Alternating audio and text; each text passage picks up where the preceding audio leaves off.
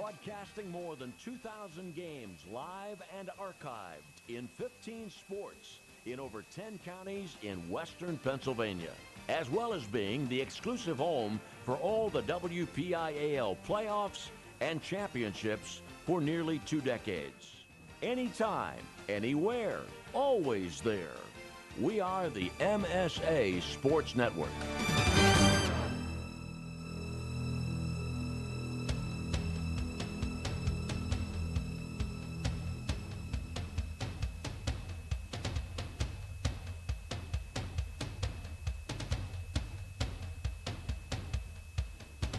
Welcome to coverage of the 2017 PIHL High School Hockey Playoffs here on the Management Science Associates Sports Network.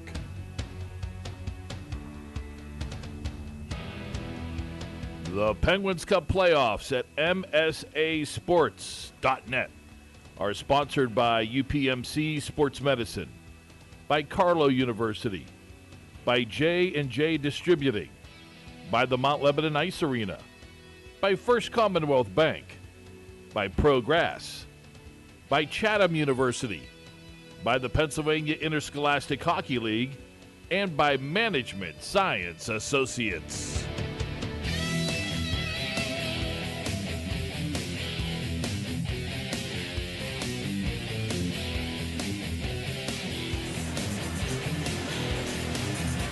Well, from the RMU Island Sports Complex in the heart of Neville Island, it's continuing coverage of the PIHL playoffs on the MSA Sports Network. Tonight, we bring you Class 3A semifinal action as the top-seeded Central Catholic Vikings take on the number 5-seeded Seneca Valley Raiders. Alongside my broadcast partner, Kevin Zielmanski and Chris Lackner on video, the Video Spotlight Game of the Week.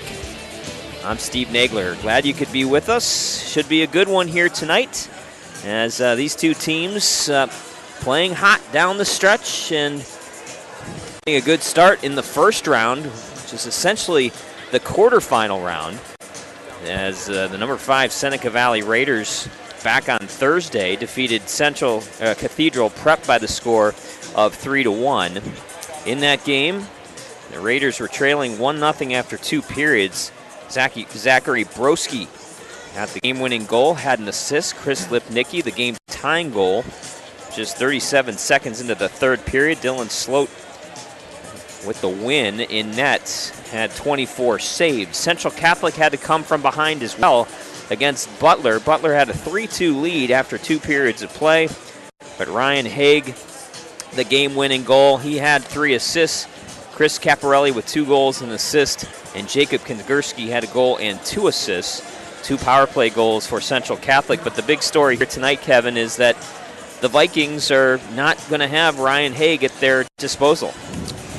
Yeah, that is the news that kind of broke earlier in the week, that he is up in South Dakota with the Aberdeen Wings of the North American Hockey League.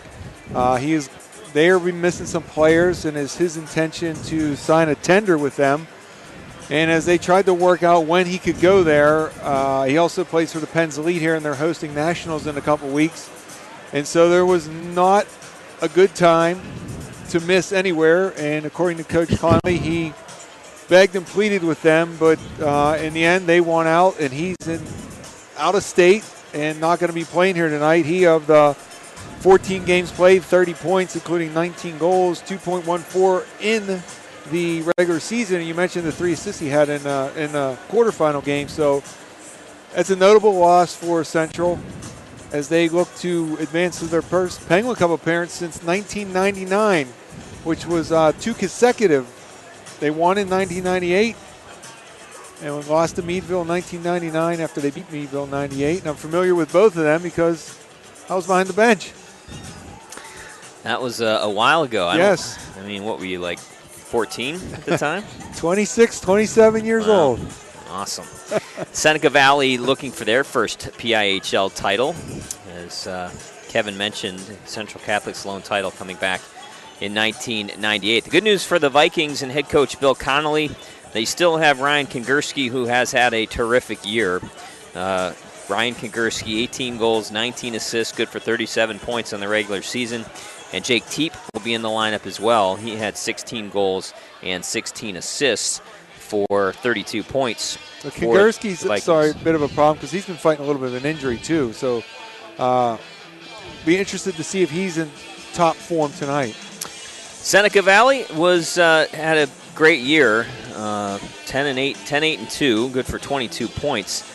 They have been led by Giovanni Sarachin with 7 goals, 10 assists. But this is a team that really spreads the scoring out quite a bit. They don't have really anybody on their roster that has dynamic point or goal totals, but I like their game. You mentioned that you saw him earlier in the year, Anthony Racco. Happy with the way they play. They're not that big, but they're fast. Yeah, I remember going to talk to him prior to the first game we saw them in early October down at South Point versus Cannon McMillan, and the style play, and he was pumping the style play you hear from like the Penguins now. He said, we're small, we're fast, we want to play at high tempo, and all those buzzwords that are filtering through hockey right now. So yeah, when you see them play, their goaltending is strong. They don't have a lot of size except for maybe a few people, but they got a lot of great skaters, and they got a lot of guys that move the puck well as a team. So Central, as we see them warming up now, they have a decided size advantage, but that doesn't mean as much as it did years ago in hockey. It's all about the speed of play and handling the puck, and obviously when you're talking playoff time, you got to get good goaltending. So it's very difficult for anyone to win without that. So we're going to see a pretty good goaltending matchup tonight between Nate Cava, who has played just about every game for Central. 18 games played, a shutout, 2.86, 91.8 save percentage, including a fantastic game against the Cathedral Prep where he made over 50 saves in the last game of the year. Yeah, we'll run down the goaltenders for you in just a second. These two teams very familiar with one another. Played twice in the regular season. Central Catholic won them both. They won 3-1 back on Tuesday, November 22nd. That game played at the Alpha Ice Complex, the home of Central Catholic. Jake Teep had a goal and an assist in that one. And then they played again at the Barrel Ice Complex, the home of Seneca Valley. And Central Catholic raced out to a 3-1 first period lead and held on 4-3. In that game, Teep also played well, 2 goals, and Ryan Kongursky had a goal and an assist. We will run down the starting goaltenders for both teams and have the drop of the puck here in the first period. You are listening and watching the 2017 PIHL Penguins Cup Hockey Playoffs, sponsored by the Tribune Review, only here on the MSA Sports Network.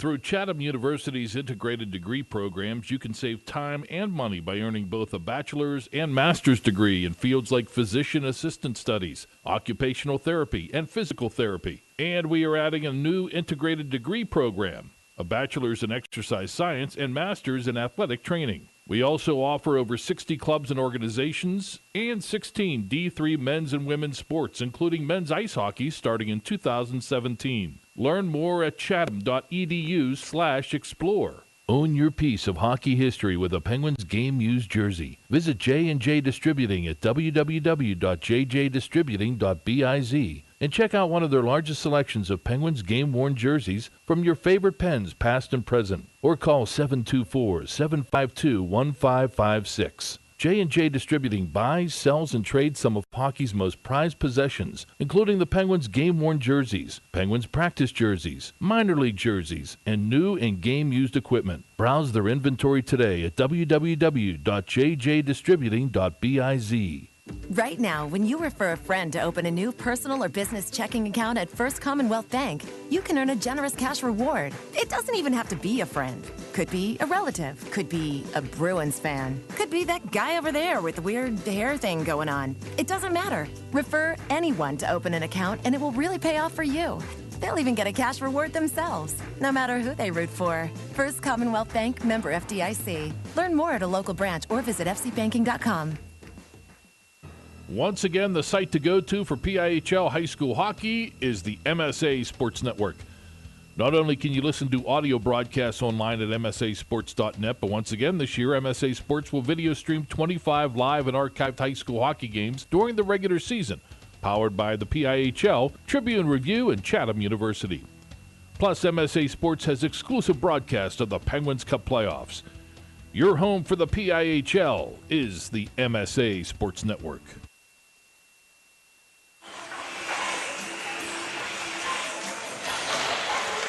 Kevin Zielmanski, Steve Nagler, and Good Chris evening, Lackner ladies and gentlemen.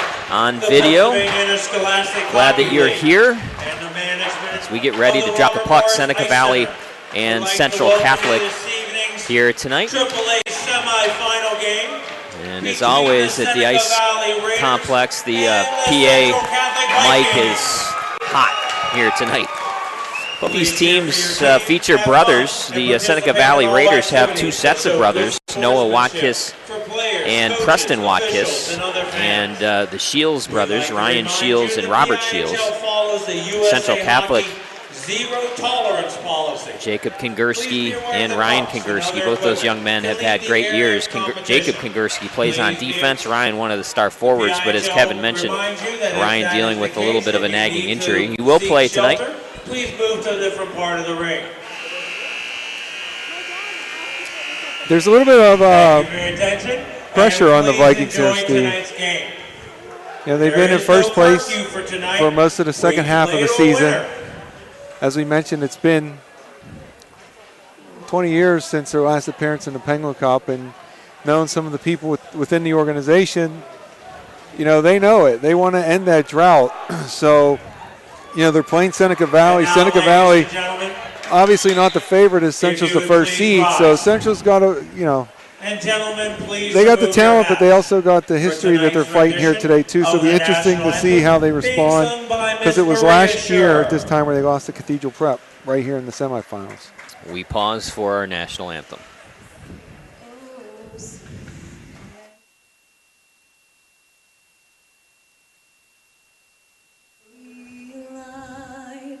What so proudly we held at the twilight's last gleam, whose broad stripes and bright stars through the perilous fight o'er the ramparts we watched were so gallantly streaming, and the rockets' red glare, the bombs bursting in air, gave proof through the night that our flag was still there.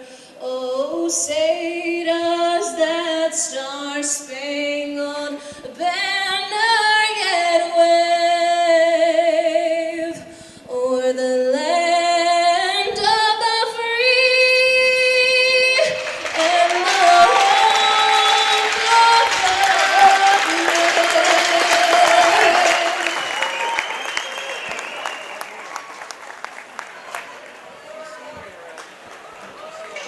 Seneca Valley, the number 5 seed under head coach Anthony Racco. All right, Starting ladies and goaltenders gentlemen, do we for have the any Raiders. Raider fans in the house? 7-6-2 on the year for Dylan Sloat. Again, authored the 3-1 victory over Cathedral Prep. Let's play some hockey. Says season goals against average of .237 and save percentage of .906. Nate Cava, a great year for Cava. Played in all but one, or all but two of the Central Catholic Vikings games. He was 16-3 coming into the semifinals. .286 goals against average in the regular season, .918 save percentage. Both these young men have one shutout on the year. Seneca Valley, the lower of the two seeds, in their road jerseys look like the Pittsburgh Penguins alternate jerseys, is baby blue jerseys with white numerals and white and black trim. The Central Catholic Vikings in their home white with black and gold trim. The Vikings win the face-off and just dump the puck into Seneca Valley's end. Played there by Chris Lipnicki down the right wing. Stops up, tries to get the puck over to Murphy, Tyler Murphy, but he can't get the puck over to him. Rabel makes a play, but it's picked off by Central Catholic's Mac Martin, who promptly ices the puck, and we get the puck brought all the way back down into Central Catholic's end, just 19 seconds in.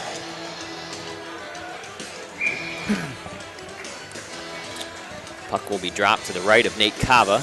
Taking the face-off for Central Catholic is Ryan Kongursky. He wins it. And unable to get the puck out was Christian Caparelli. Caparelli over to Mac Martin, who gets it over to Ryan Kongursky. He'll dump it in, and Central Catholic will go on their first change. Coming with speed down the right side, Nicholas Rabel will dump the puck in right on. Save made by Cava. Tipped deeper by Chris Lipnicki. He's the only one of his teammates that didn't go off on a change there. Now he will finish the line's change. Puck is brought out by Ethan Farber with some speed. Farber dumps it in just to the right of the goaltender Dylan Sloat. Back there to play the puck first is Preston Watkiss, who takes a check along the boards to make the play. Now here comes White down the middle of the ice. Drop pass over to Reese Garvin, but he has his pocket picked, and a nice play by the captain, Jake Teep. Teep has 3 goals and an assist in the 2 games that these two teams played, both Central Catholic victories. Puck is played out to the neutral zone, played there by Giovanni Sarachine, and dumped in eventually by Central Catholic. Puck played there by Bryce Corner, who will skate the puck out. Corner up to Tyler Draper down the left side. Nice pass into the skates of Noah Watkiss, couldn't take it. Now playing the puck for Central Catholic is Mac Martin. Nice burst of speed there by Draper. He was able to get around that left D, and then he walked in. He had a defenseman kind of closing the angle on both of them, and he had to decide whether to shoot or pass. And he went with a backhand pass attempt across the goal crease. So Central didn't really get a great scoring. Seneca didn't get a great scoring opportunity there. But once again, they forced the icing. So Seneca gets an offensive zone faceoff. Faceoff won by Zach Broski. He won it straight ahead. Now here's a chance for Watkiss. Backhand shot, blockered away. Nice save by Cava. And Central Catholic comes the other way. Both coaches put their first lines back out there, so it went 1-2-1. Caparelli dumps the puck in, played by Jonathan Flaw, and Seneca Valley gets the puck out of their own zone. Back to play it is Skylar George, defenseman for Central Catholic. Over to Mac Martin. His backhand attempt to clear is not. It's going to be kept in by Flaw. Played there by Tyler Draper. He loses control of the puck. Now a chance in front for Shields. Now a shot by Ryan Shields goes just wide of the net after Cava made the first save. A little bit careless defending in the slot area by the Vikings right there. It was a pretty innocent backhand attempt, but he was able to spin past the defenseman and then go back to the net again and look for a rebound. Cava handled it well, but there wasn't really a great rebound there, but still allowing him to get there and have no defender between the forward for the Raiders and the goalie.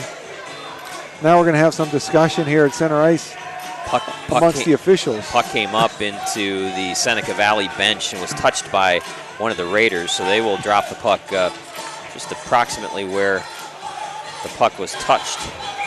That's linesman Ken Steen dropping the puck in front of the Raiders bench. Robert Shields loses the faceoff to Jake Teep. Teep loses control. Fox plays it in his own end. Ian Fox around to Noah Watkiss. Watkiss tips the puck up to Ryan Shields. He'll dump the puck deep and go chasing in after him. He's not going to beat Max Saganek. Now puck comes right out in front. They score. Ryan Shields capitalizes on the loose puck in front and puts it past Nate Cava, who had no idea where that puck was. Well, Steve, right there, that was the speed of Seneca Valley causing problems for Central. They tried to go D to D, and it was a poorly angled D to D pass for the defenseman.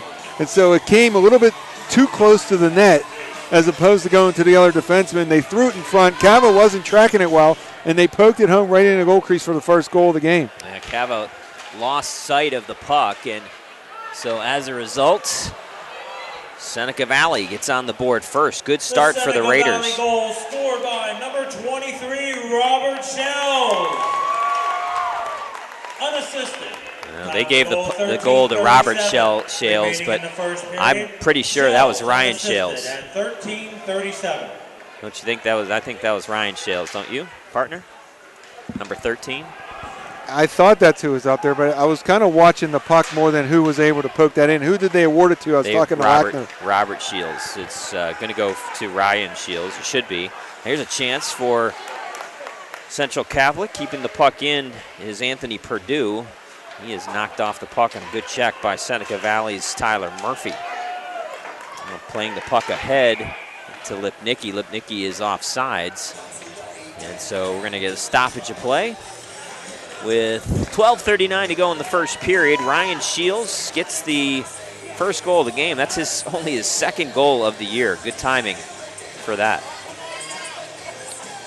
Yeah, you're right. They put it in there at unassisted at 3:23. So not sure who we go with at that point. Well, I'm pretty sure. I'm pretty sure it's 13, but I guess we can. We'll wait. I'm just going to write Shields for now. Yeah. Keeping the puck in is Central Catholic's Matthew Denapoli, but Central Catholic really can't get anything sustained as of now. Here's White down the left wing. Good check by Central Catholic's Dane Martin. The puck comes back to White. He centers. It's all the way back to the right point, kept in by Preston Watkis. Watkis over to White. White, little pass along the half boards to Reese Garvin. Tries to get it back behind the net. Central Catholic, Jacob Bond knocks down Sarah Sheen, and we're going to get a stoppage of play and a face-off with 11:50 to go in the first period. One thing to watch for as the game progresses is we've had a lot of trouble with the net staying on the moorings all in the first 4 semifinals this week. A lot of stoppages, a couple goals waved off due to that, so it's been a factor so far, and this is our 5th semifinal of the week. Face-off is won by Seneca Valley. Noah Watkis back to Preston. Watkis at the right point. Nice nifty move to get around the defenseman. Throws it right on, never makes it to the net. Off of the skate of Carlo Bertoni of Central Catholic. And winding it back around his own end is Ryan Kingerski. Puck comes played out. Gets played out of the Vikings' end, played back in, and played there by Skylar George. I like the play of the Raiders so far. They look like they're playing pretty loose, pretty free. And Central just a little tight. I expect them to settle in soon. Preston Watkis takes control. Over to Broski. Broski down the right wing, stops up, centers for an opportunity for Tyler Draper. He fans on the pass. It was a good pass by Broski. That was an excellent pass across the ice. I was wondering why he was going there, but it was right on the tape. Tough one-timer to make. Played there by Bertoni in his own end. Bertoni, a nice pass up the left wing to Ryan Kingerski. Kingerski can't take the pass. He will chip it in and chase off to the bench. Played there by Nicholas Rabel. Rabel's pass eludes his teammate Andrew Chiasano, and Central Catholic just dumps the puck back into Seneca Valley's end. Played up by Ryan Shields and dumped in. Here's Flaw playing it behind his own end line to Ryan Shields, who just keeps the puck out. Coming back in is Teep with speed. Back over to Ethan Farber. His shot is gloved by Dylan Sloat. He'll hold on. And that might have been the first shot on goal for Central Catholic. And it comes at the 6:37 mark of this first period. I think it was. Unfortunately, we don't have a shot clock here, even though it's a Division I rink, so we're not going to get it till the end of the periods. But I think this is the first shot, first offensive zone face-off for the Vikings. Face-off won by Teep, but the puck jumped over Jacob Kingerski's stick. 3-on-2.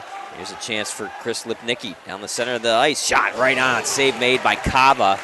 Good glove there, and he holds on with 10:02 to go in the first period. 1-0 Raiders. Good speed by Lipnicki from the red line in, crossed the blue line, went to his left side as a right shot, and then he reached back, went kind of against his body, and Cava had to be sharp, really sharp to make that save, or it would have been 2-0.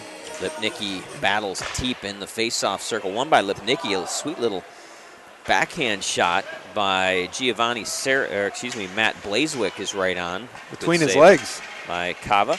Now here's Teep, 1-on-2. Shot goes whizzing by the far side of the post. The glove side of Sloat. Puck kept in by Seneca Valley, gloved ahead by Noah Watkis. Comes all the way around to the blue line. Blazewick plays it there. Over to Chris Lipnicki. Tries to chip it up to himself. Good defensive play by Carlo Bertoni to play the body. Tried to do a little cross move in the air there. And here's Teep, 1-on-3. Nice. Great move. Shot right on. Padded away by Dylan Sloat. And Teep gets buried into the boards and knocks down Noah Watkis. The official let that one go. Here's Murphy down the left wing. Good play by Bertoni to body him off the puck. Teep knocks down White at the blue line. White will pick the puck back up.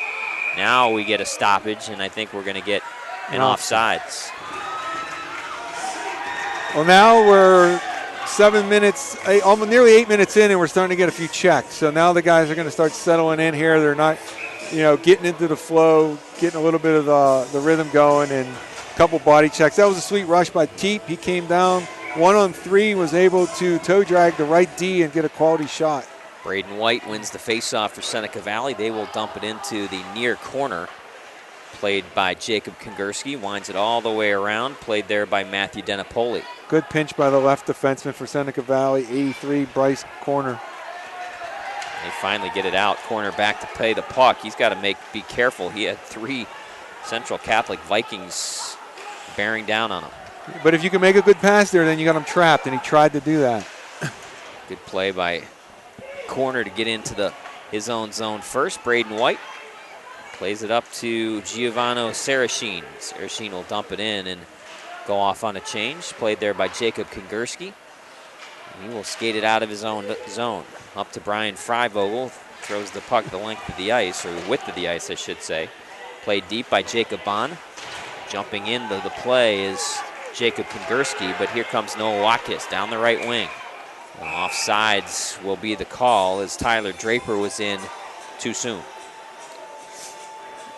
Fortunate for Central because he made a nice move on the left defenseman there. Central a couple times, their D off balance, leaning forward on their toes, not really in position to make the stand-up play at the blue line due to that, so got to be careful of that because of the speed of Seneca Valley. They can make you look silly quickly with a good move. Broski wins the faceoff, dumped in by Noah Watkis. Watkis and Diamond dumped the puck in deep. Played to the left point by Draper. Good job to keep the puck in there. But his pass is picked off by Central Catholic's Skylar George. Here he comes. Looked like it was offsides. Close.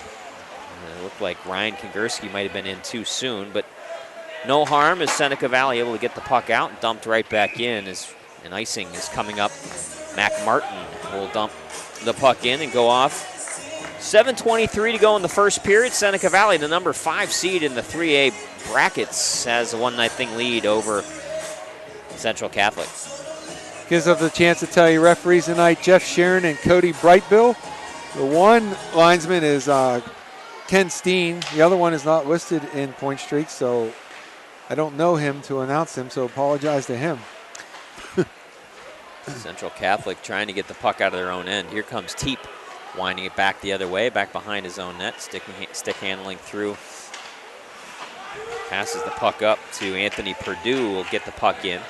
Perdue on his wallet, able to knock the puck out of midair. But it's played there by Preston Watkis, who winds it all the way around. Good play by him to get it up to Andrew Chiasano. Chiasano gets it up to Ryan Shields, who dumps the puck in. And played there by Anthony Perdue. Seneca very diligent in their changes. They're not taking too long a shift so far. Here's Teep, tries to make a move around the defenseman Preston Watkis. Good play by Watkis to stick check him of the puck. Puck is played by Perdue. 2-on-1 if Central Catholic hurries. Here's a chance for Teep. His shot deflected off of the left pad of Dylan Sloat. Got it with his left shoulder and goes up into the netting for another stoppage. 6:27 to go in the first period. 1-0 Seneca Valley. Well, that one developed because the left defenseman Blazewick decided he was going to try to get to that puck that was kind of knocked off the boards by the central defenseman, but he just waited a split second too long, wasn't able to get to it. They chipped it past him, and a 2-on-1 developed. The team made a shot which I think hit off the shoulder of Sloat, so he made that save. Yeah, the puck should have been kept in Seneca Valley's end. They brought it out because they felt like Teep's shot came off of Teep's blade. I'm sure. I think it hit his left shoulder and went high. I agree. Tough call for the officials on ice. Ian Fox dumps the puck in for Seneca Valley. It's going to be played there by Zach Broski. Comes back to the near boards. Picked up by Central Catholic Skylar George. Up ahead, unable to make the play is Jacob Bond. And a delayed offsides coming up on the Vikings. That allows Nicholas Rabel to skate the puck into Central Catholic's end. Shot right on. Good play by Kava to get it out of danger with that blocker. Kind of an unusual thing, Steve. I looked over the bench because Reika was on the phone when that delayed offsides occurred. Skylar George picks the puck up at his own blue line. Nice move around Tyler Draper. He tries a shot that goes wide, far side. Played there by Sarasheen. Sarasheen's pass is picked off by Kingerski. Ryan Kingerski gains control of the puck. He's played a nice defensive play by Nick Rabel. Good read by Kingerski, sloppy pass. Now Braden White coming back with speed through the neutral zone. 2-on-2. Braden White takes a shot, goes off of the boot of Dane Martin. Kind of bobbled in front of the Vikings net, but they got it out of harm's way. Now Preston Watkis will have to hurry and get the puck before Christian Caparelli got there. And the puck is just dumped out into the neutral zone. Noah Watkis is knocked to the ground at a good check by Dane Martin. It's kind of bouncing for how cold it is. Puck is played up by Preston Watkis. He'll find the puck back on his blade again at his own blue line. Over to Rabel. Rabel shoot the puck right on. Kava steers it to the far boards. Good test. He thought maybe he'd catch him leaning, going behind the net to stop the wrap. Now centering pass. Broski's shot goes off of the defenseman, and now the net comes off of its mooring as Watkis tried a shot from a very sharp angle that was saved by Kava. And we'll get a stoppage with 4:07 to go. We will take a break after the first period, and we will not clean the ice. We never do. After the first 17 minutes, it will come between the second and third periods, the Zamboni. Face off to the left of Kava, won by Teep, and Central Catholic able to get the puck out of their own zone. Now here comes Teep, 1-on-2. Shanks a shot, breaks a stick. Equipment failure. Everybody from Seneca Valley oohing and ahhing at that. Puck is dumped in right on Dylan Sloat. He easily plays it over to Nick Rabel. He will simply dump the puck high and deep, and now with delayed offsides, coming back on sides of Seneca Valley. They can't control the puck. Puck will come up to Jacob Kingerski. Excuse me, that's Ryan Kingerski keeping the puck in, but he loses the puck. Here comes Broski down the right wing, 1-on-2. Good job by George, Skylar George, to come over and play the man. Nobody else to worry about, as it was just Broski coming in. Now Ryan Kingerski, 1-on-4. There's a chance. There's a centering pass by Ethan Farber. Can't find Kingerski. Ryan Kingerski back on the puck, but he's poke checking a nice play by Bryce Corner. Gonna be nice. The Raiders will dump the puck down, and it will be an icing call on the Raiders with 2:59 to go in the first period.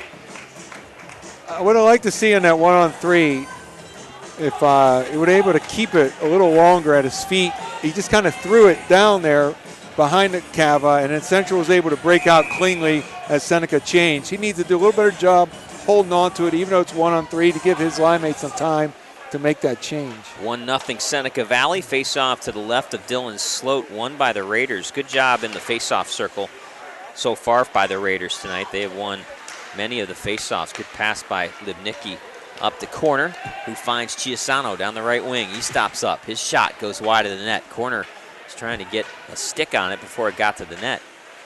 Played there by Jacob Kingerski. He loses control of the puck. Chiasano's shot blocked down on a good play by Mac Martin, and he will send it back into Seneca Valley's end. Picked up there by Preston Watkis over to Bryce Corner. Corner tries to find Chris Lipnicki. The puck jumps over his stick and dumped right back in by the Vikings. Preston Watkis, who has had a strong game so far. Misses Blazewick on a pass. Played there by Christian Caparelli of the Vikings. He tries to lead Jake Teep.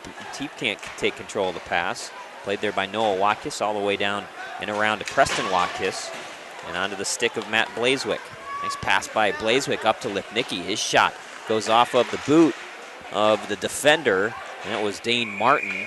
And now again, the net comes off its moorings. And we're going to get a face-off in the Vikings' end with 1:46 to go.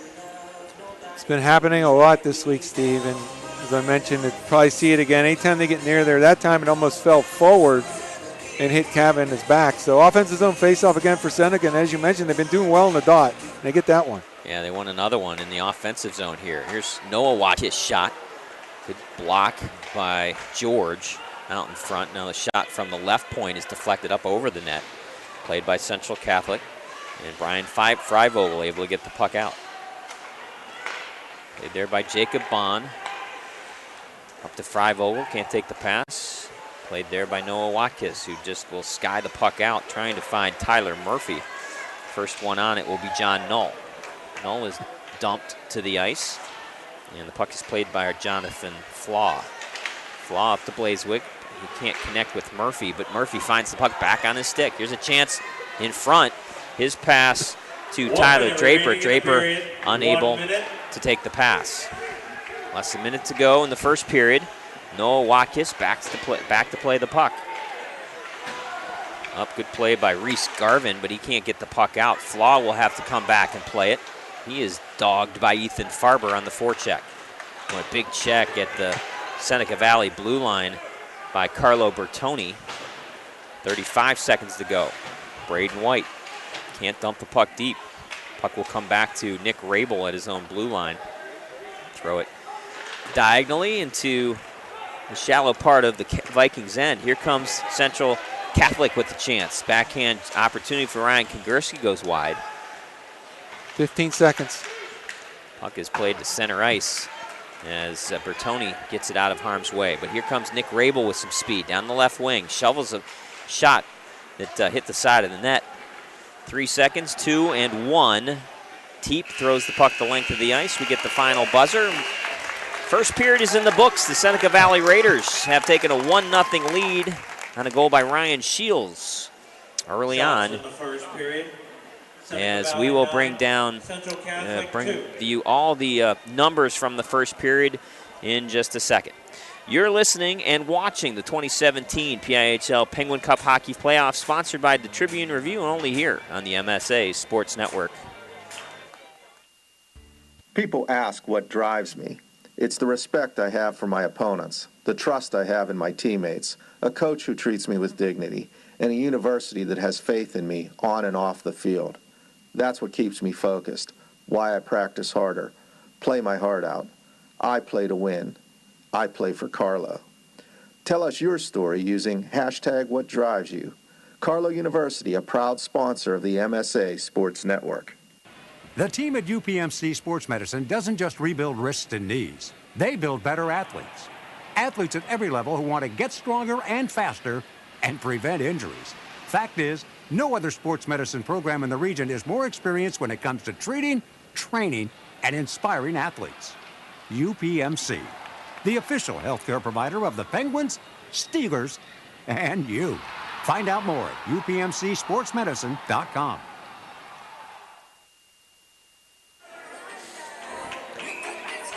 Along with Kevin Zielmanski and Chris Lackner on video, I'm Steve Nagler, back with you at the RMU Ice Sports Complex. Hope you're able to listen in and certainly watch the video spotlight, first of 2 video spotlight games tonight. We have confirmed it is Robert Shields who will get credit for that first goal, his 5th of the year. And that is the only goal coming unassisted at the 3:23 mark of the first period. Shots on goal, Seneca Valley 9 and only 2 for Central Catholic. So really good first period for the number 5 seeded Seneca Valley Raiders. That is your Mount Lebanon Ice Arena scoring summary for the first period. The two teams change sides. Central Catholic will be moving left to right on your screen. Puck is played up the sideboards and played by Christian Caparelli. Finally, they're able to get the puck out. Ryan Kingerski dumps the puck in deep. It's played there by defenseman Preston Watkiss. Watkiss over to Robert Shields. Shields will drop it back to Preston Watkiss. He is hounded by Christian Caparelli. And finally, Seneca Valley able to dump the puck deep. It's not going to go far enough for an icing, so having to come play it is Dane Martin. Martin hounded by Ryan Shields. Puck comes back to corner at the left point. His shot just deflected wide of the net. Looked like Ryan Shields maybe got a piece of it in front. A turning shot by Robert Shields goes wide. And the puck goes past corner, played there by Ryan Kingerski. He centers a pass for Caparelli, can't get a piece of it. Now Caparelli gets a backhand shot and it's right on. Dylan Sloat makes the save, but a bouncing puck, not a great opportunity. Yeah, good burst of speed down the right wing side by Kingerski. He looked up and spotted someone in net, but good play by the right defenseman there. I believe it was number 12, Nicholas Rabel. He went down on one knee, put his stick along the ice and blocked that pass as it tried to get through there to Caparelli, but then the puck was loose in the slot. Caparelli finally got something there. His Teep just hit the post. Yeah, Teep off the face-off, rattled one off the post. Here's a chance for Blazewick. Blazewick can't control the puck. As now with Nicky looking to make play over to Blazewick down low. Back to Flaw at the left point. He'll throw it deep. Past Murphy. And getting to the puck first is Central Catholic. Played by Jacob Kingerski, the defenseman. Up to Ethan Farber. He will skate it out. 3-on-2 if they hurry. Here comes Teep. Shot right on. Nice save by Sloat. Sloat, I think, didn't see it till late. Picked it up very late. 2-on-1 for the Raiders. Here's Murphy. Slides the puck over and they score. Great pass by Murphy and a perfect finish by Chris Lipnicki. And it's 2-0 Seneca Valley. It's at the 1:54 mark of the second period. There was a play at the offensive blue line for Central, and the left defenseman held. He held his ground, and they were able to poke it through that mess of legs, and the 2-on-1 developed. And then the defenseman committed to the guy with the puck, and when he was able to slide it across, it was wide open, and he picked the corner up over the glove of Cava. 2-1 Raiders. Yeah, great pass and an excellent finish by Lipnicki. His second goal of the playoffs gives Seneca Valley a 2-goal lead. Scored by number 27, Tyler Murphy. I think Murphy was the one that made the pass. Christopher Lipnicki. They got that backwards. I know that. Time to goal, 15:06 remaining in the second period. Murphy from Lipnicki at 15:06. You're just going to want to swap that out, as it was Lipnicki that got the goal. Here's Draper, a shot, glove down by Cava, and he'll hold on. Big save there to keep this a 2-0 Seneca Valley lead. Sometimes if that happens, they'll correct it. The coaches, one of the assistants will go with the officials at intermission and get it fixed. But I knew it was a 2-on-1. I thought it was. Murphy's a left-handed shot. He was the one that slid it over to the right-handed Christopher Lipnicki, who buried it above the glove hand of Nate Cava. Face-off will come to Cava's right. It will be Ryan Kingerski and Zachary Broski. Now Kingerski will come out of the face-off dot, and Mac Martin comes in and wins it for the Vikings. Puck comes through the neutral zone, whiffed on there by Broski. Here comes Noah Watkiss. Will find Tyler Draper, who tries to stick handle around Jacob Kingerski, but a good play by Kingerski to hold his ground. Now Christian Caparelli can't get past Nick Rabel. Really good first 20 minutes of play as we get an offsides on Seneca Valley. Really good start by the Raiders, and I think a very shaky start for the Vikings. Only two shots on goal in that first period, and there were times when they just didn't look all that cohesive. I thought you made a good point before we started. You know, the pressure of being the #1 seed, the pressure of having lost in this round last year, and certainly the pressure of not having Ryan Haig on the ice. It's a lot to handle for a young team. make the point because I lived it, Steve. I know exactly what it is, and I expected it coming in, so it didn't surprise me. Yeah, Ryan Teep, or Jake Teep, excuse me. At some point, the urgency will kick in, and then you'll see a little different team for Central. Jake Teep, nice move around a couple of Seneca Valley players. He loses control of the puck, and Braden White comes back the other way. White tries to get the puck over to Reese Garvin. Sarasheen dumped for his effort to get the puck in. Good hit by Jake Teep. And the puck comes over to Central Catholic's Dane Martin. He can't get it out. This puck is played there. A good play by Anthony Purdue to get the puck out, but only briefly, is Seneca Valley happy to just dump the puck in, up 2-0. Yeah, they went for the change there, trying to be smart with the long change. Ryan Shields dumps the puck in. Braden White drops it to Chiasano. Central Catholic able to get the puck out. Here comes Anthony Purdue with speed, but 1-on-3. Always players back, it seems, so far tonight for the Raiders. Anthony Rako doing a good job of making sure that happens. I think, Steve, you could say Seneca's plan is to be patient and opportunistic. Yep, and they have been tonight, and has resulted in a 2-0 lead. Ryan Shields will dump the puck in, and he will chase off on a change. Chiasano hits Skylar George. Now a puck comes right out in front, and a backhander coming from Tyler Murphy is right on. The puck went in, but only after the whistle. After the whistle, when Haig kind of turned his left leg out. So we took a weird bounce behind Cava. I think I just called him Haig. So yeah, Cava was looking to his right, and it came on a weird bounce to his left, and he was able to scramble over and smother it. And then when he was kind of moving to find it, he put it in his own net. But wow, Lipnicki is shot, wins the face-off, and a shot by Tyler Murphy right on. Good save by Cava. Now Blazewick, a chance, right? Shot right on, and a chance for Murphy, and a great save by Cava. The puck came squiggling out to Murphy. Here's Murphy with another opportunity. Good back check on him by Central Catholic's Jacob Bond. Vikings scrambling right now as Murphy tried to get a shot off. Lipnicki does battle in the far corner. Good play by Bond to get the puck from him. But they just can't, Vikings can't get the puck past the neutral zone. Yeah, it was Murphy and Lipnicki on a two-man scramble. Blazewick was back, and then right there he got it, dumped it in and forechecked and allowed everyone else to change. So very well done by the Raiders. Carlo Bertoni just fires the puck the length of the ice. Now there's going to be an icing call on Bryce Corner for Seneca Valley. 2-0 Raiders with 11:22 to go in the second period. Worth mentioning, no penalties yet called in this game. Clean game. It hasn't been as fast a game as I expected, but it's been competitive. Well, and I think I give Anthony Rako a lot of credit for that. You know, he has kind of conditioned his team, hey, instead of playing a really fast game, let's play a controlled game. And they have. They have great speed, but I think they're playing a very smart game, and it's safety first. Here they come on a 2-on-2. Down the right side is Zachary Broski, has the puck knocked off his stick, and a good poke check by Central Valley's defense. That was Max Siganik. Puck is played there by Ryan Kongursky, who just lined the puck around. It's going to come all the way down into Seneca Valley's end, but a lot of snow on the ice. Does not go the length of the ice for an icing.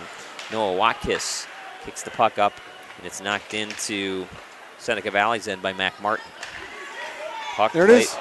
Puck giveaway to Noah Watkis, who makes the steal. Here he comes. Shot shoveled just wide of the net on the backhand. Yeah, he momentarily lost possession, so he had to go with a one-hand push shot to the far post on the backhand. Now, check is now we're going to get a delayed offsides as Draper ran into Ryan Kongursky. I don't think that puck came all the way out, and that's the key for the offsides. You have to see the white between the blue and the puck. So we'll call that a break for Central on that one. Face off just outside of Central zone. Here comes Teep down the right wing. His off wing. Nice check by Nick Rabel. As Rabel was able to get the stick in on Teep. Here comes Sarasheen down the right wing. Sarasheen leads this team in points with 17. Oh, shot from the right side. William Diamond, who hasn't gotten a whole lot of ice time so far here tonight. Shot that goes wide of the net. Diamond now will shovel the puck out. And here's a chance for Reese Garvin, but a good play by Bertoni to come back and chip the puck off of his stick. Played there by Skylar George. Up to Teep. Here comes Teep through the neutral zone. Over to Anthony Perdue. Shot right on. Sticked away easily by Sloat. Sloat has not really been tested by too much here tonight. And the shots that he has seen have been from distance. Distance, absolutely. Rabel will pick the puck up for Seneca Valley, just chip it out. It's played there by Bertoni, who will try to enter the zone. It's knocked off at his stick, onto the stick of Sarasheen, who's dumped to the ice. Here comes Teep, 1-on-2. Tries to drag the puck around the defenseman and gets a shot off, but not on net. Puck is played up to Chiasano, who enters the zone onside. He stops up, a little centering pass. A good defensive play by George. Here's a chance for White. Shot blockered away, and a good save by Cava. But Cava has made a couple of really nice saves. After this game has gone 2-0 Seneca Valley, could very easily be 3 or 4-0 Raiders. Yeah, he's looking for the offensive support right now. Puck is thrown width wide by Seneca Valley. Nobody there, so back to pick it up was the defense of Central Catholic as the Vikings come out of their own zone. Here comes Christian Caparelli. He is dumped. It's all the way around. Here comes Seneca Valley. They will dump it into the far corner, near corner as you're looking at it. Played there by Dane Martin. But once again, excellent by Seneca Valley to dump the one-man forecheck. The 4 guys change, and then the 1 forechecker will probably go on the way back. So it's smart, and they're not making any mistakes so far, and we're halfway through the game. Central Catholic is offsides. Now some chirping between Lipnicki and Skylar George before George. It's Christian Caparelli, I should say. Puck will be dropped between the red and blue lines on the Raiders side. Played there by Tyler Murphy. Loses control of the puck a little bit. And back behind his net, winds it around. Good play by Matthew Denapoli to keep the puck in. Now a sharp angle shot. It's off the side of the net. Well, centering opportunity by Brian Freivogel. Never makes it to the front of the net. Goes off the back of the net. Played there by Chris Lipnicki. Can't get the puck out. Freivogel was parked in front of the net there. Good position. Almost tipped one in. Now puck is dumped back behind the net of the Raiders. It's played there by Preston Watkis, who's knocked down, and a good check by Jacob Bond. And they score. They center a pass for Freivogel, I think. Freivogel was in front, and he knocks it home back behind Dylan Sloat, and it's a big goal for Central Catholic. They cut the lead to 2-1. Well, credit that what is probably known as the third line for Coach Connolly. They really forechecked right there. That was Freivogel, that was Bond, and I believe it's also 39.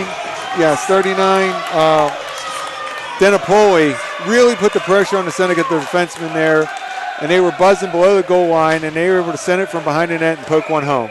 Now, the Central Catholic goal scored by icing number 3, against the Raiders. Freivogel. Freivogel gets his second of the year. Big goal for Brian Freivogel. Jacob Bond. Time to goal 7-11. Jake Bond gets the only assist, but I agree with you. I think Denapoli gets a lot of credit for that goal as well, as he was doing a lot of the blue-collar stuff back behind the net. Now let's see if Central Catholic is energized by that goal to cut the lead. Seneca Valley will dump the puck in. No icing here, as it will be played by Jacob Kingerski for the Vikings. Good job by Jacob Broski to come in and disrupt things. Well, here comes Central Catholic. Back through the neutral zone. Ethan Farber knocked to the ice, and a big check by Nick Rabel. Good play there by Rabel. Stood him up and finished the check and got the puck. And Rabel is the captain for this Seneca Valley Raider team. He has really played well on that blue line so far here tonight. Jake Teep tries to find Anthony Perdue. Perdue can't take the pass. It's played there by Jonathan Flaw. Flaw can't make a play, and the puck's going to come back to Kingerski at the right point. Shot, never makes the net. Flaw knocked that one down. He'll just dump the puck out and go off on a change. A little more life from the Vikings. Yep, I agree. Ryan Kingerski, here he comes. He's knocked off the puck on a good check by Noah Watkis. But Seneca Valley finally gets the puck out. Here's Braden White down the right wing using his speed. Well, he couldn't get around Carlo Bertoni. Nice play defensively for Bertoni. He's been solid over there on the left defense spot. Yeah, he has really been good. Here's Garvin, can't hold the puck. Coming back the other way is Chris Caparelli. Here he comes, 3-on-3, back to Kingerski. Shot right on, save made and held onto by Dylan Sloat. Sloat lost control of the rebound a little bit. He had to fall onto his stomach to reach out to make the hold, and we get a stoppage with 5:21 to go in this second period. 2-1 Seneca Valley. Right there, Seneca Valley should have had a breakaway. If they would have used an area pass, he would have skated into it. They tried to go through the last defenseman, and then it bounced around the blue line, and Central turned it over and attacked in transition and slowed down to make a save and freeze it. Ryan Kingerski wins the faceoff. Shot from the right point by Bertoni, excuse me. And now here comes Seneca Valley's Ryan Shields, tries to get his shot off. Good play by Carlo Bertoni to make the play. Here's a chance for Watkis from the right point. He fanned. Well, with the change up there. Coming back the other way is Skylar George. Over to Christian Caparelli, can't control the puck. And George will pick the puck up back at his own blue line. Under 5 in the second. Goes D to D to Bertoni, back to George. George, his pass deflected by Ryan Shields. George will just throw it to the blue line of Seneca Valley. Here's Chiasano, shot right on, save made by Cava. And the puck is played by Bertoni. Up to Caparelli. Now there's a lot more hitting happening as we get another stoppage. It's going to be an icing call on Seneca Valley.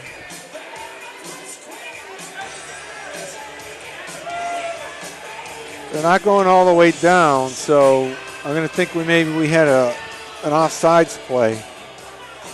Dropping it right on the red line between the bench and the center dot face-off area. Kind of an unusual spot you don't see often. And Central Catholic has been better on face-offs here in the second period. They win that one. Up to Jake Tepe. Tepe has done everything but put the puck in. Here's a chance for Tepe as he goes around the net, tries the backhanded pass in front. Followed Tepe. Tepe knocked down one of the Raiders. It was Noah Watkis.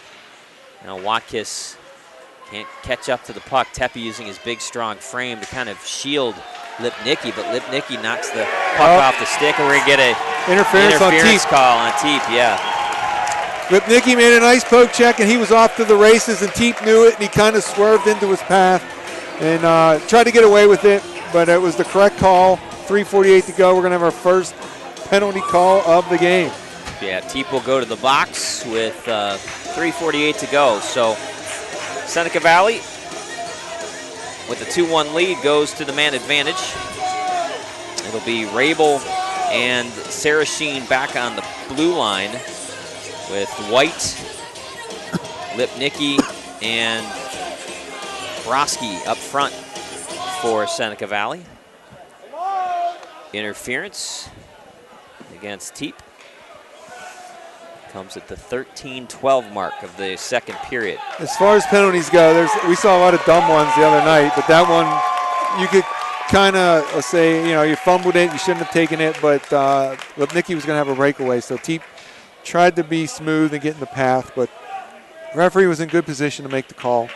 Yeah, it was the speed of Lipnicki that really drew that penalty. You're right. Sure. He had more momentum moving forward than Teep did, and Teep had to kind of use his big frame to kind of get in the way of Lipnicki. I'd say it's a good penalty because you're right, it would have been a breakaway for Lipnicki. We've already seen his hands on the goal he scored earlier this period. I like to call a necessary penalty as opposed to good ones. It was a necessary penalty because he was going to be walking in from probably right around the red line. So Coach Rako is asking a question about something. We're having a little trouble with the penalty time being placed on the scoreboard. They currently have it at 2:20, which is a little bit of an issue, or you can just tell the player to leave when 20 seconds is left if they can't work out the kink. Anthony Rako wouldn't have a problem with a little bit extra time. 20 seconds, yeah. He's probably willing to kick in if it takes, a little something to get the extra 20 seconds. But 3:48 remaining second period. Raiders lead the Vikings 2-1. They're going to leave that 2:20 up on the board. So out of the box, Teep will come out at the 1:48 mark. Here comes Rabel. Enters the zone on the left side. He'll go all the way around the Vikings net. He'll stop up there. There's a chance for Lipnicki. Shot. And a save made by Kava. Here's a shorthanded opportunity for Ryan Kingerski. He falls down. Allows White to come back the other way. Shovels the pass rink wide over to Broski. Enters the zone. Nice little drop pass for Sarasheen. Over to the left point in Rabel. He moved the net on that save, and they really haven't fixed it. Yeah, he did. He tried to put it back on the moorings. Now there's a chance for White. A backhand knocked down. A good defensive play by Dane Martin. And the Vikings able to get the puck the length of the ice. 1:13 on the penalty. Here comes Sarasheen back with speed through the neutral zone. Passes up to Chris Lipnicki down the left wing. Goes toward the center of the rink, and a good shot and a better save by Cobb, who gloves it down. Lipnicki, there wasn't much of a seam, but he's not a very big player. He used his speed and kind of cut in between the forward and D of that box. And on the forehand, unleashed a nice shot to the far post, and Kava made a nice, good glove save. Probably the second good glove save he's made today. Face-off won by the Raiders. Watkis back to the right point, shot right on, save made by Kava's right pad. Now here's Noah Watkis, winds up, shot deflected wide of the net. Played there first in the corner by Blazewick. Blazewick dumps it over to Tyler Draper, back to the left point. Noah Watkis keeps it in there. Draper is dumped and no penalty. Should have been a tripping call. Yeah, could have been an embellishment too. I think it was close, and Draper kind of went flying through the air, but there was a stick at his feet, that's for sure. Now puck is jammed in on the far side of the boards, rung all the way around, and now we're going to get a penalty on, I think, Seneca Valley. Now they're going to call it against Central Catholic, as touching the puck is Freivogel. That was Bertoni touching the puck, so for 7 seconds, we're going to get a two-man advantage for Seneca Valley. It's 156 or 158 up there. 156. So 15:04 mark. So a good chance here for the Raiders. If they can win a face-off, they're going to have 7 seconds with a two-man advantage.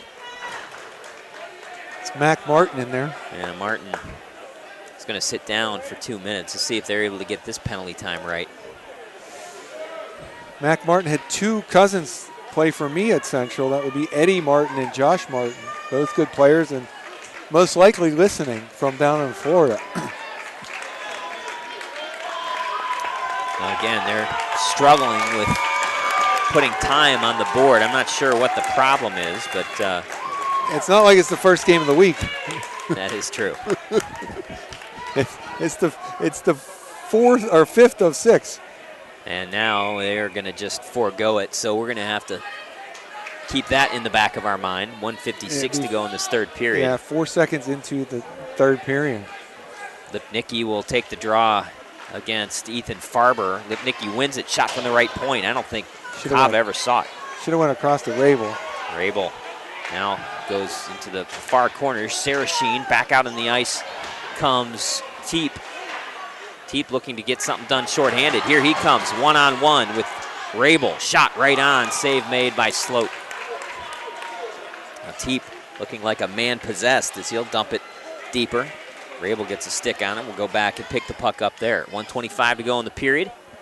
Still 131 to go. Penalty number 32, Mac Martin.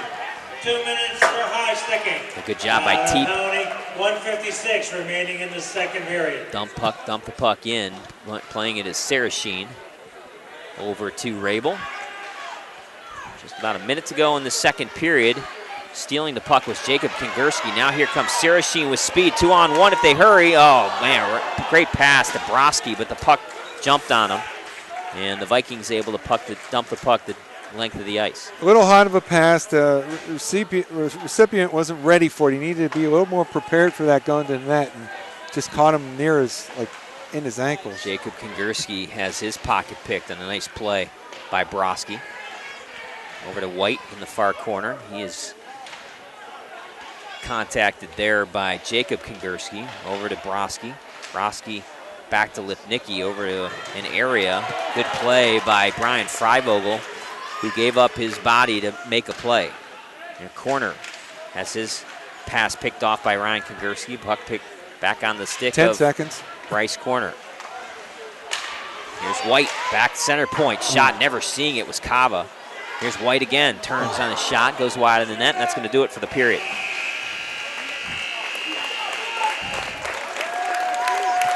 Both teams score a goal in the second period. Standing ovation from the Seneca Valley Raiders fans. They are happy with the way the second period went down. It is both teams are kind of waiting to go off the ice. After 2 periods, Seneca Valley 2, Central Valley 1. We're going to take a break and come back for the Mount Lebanon Ice Arena scoring summary in the third period. You're listening and watching the 2017 PIHL Penguins Cup Hockey Playoffs, sponsored by Tribune Review, and only here on the MSA Sports Network.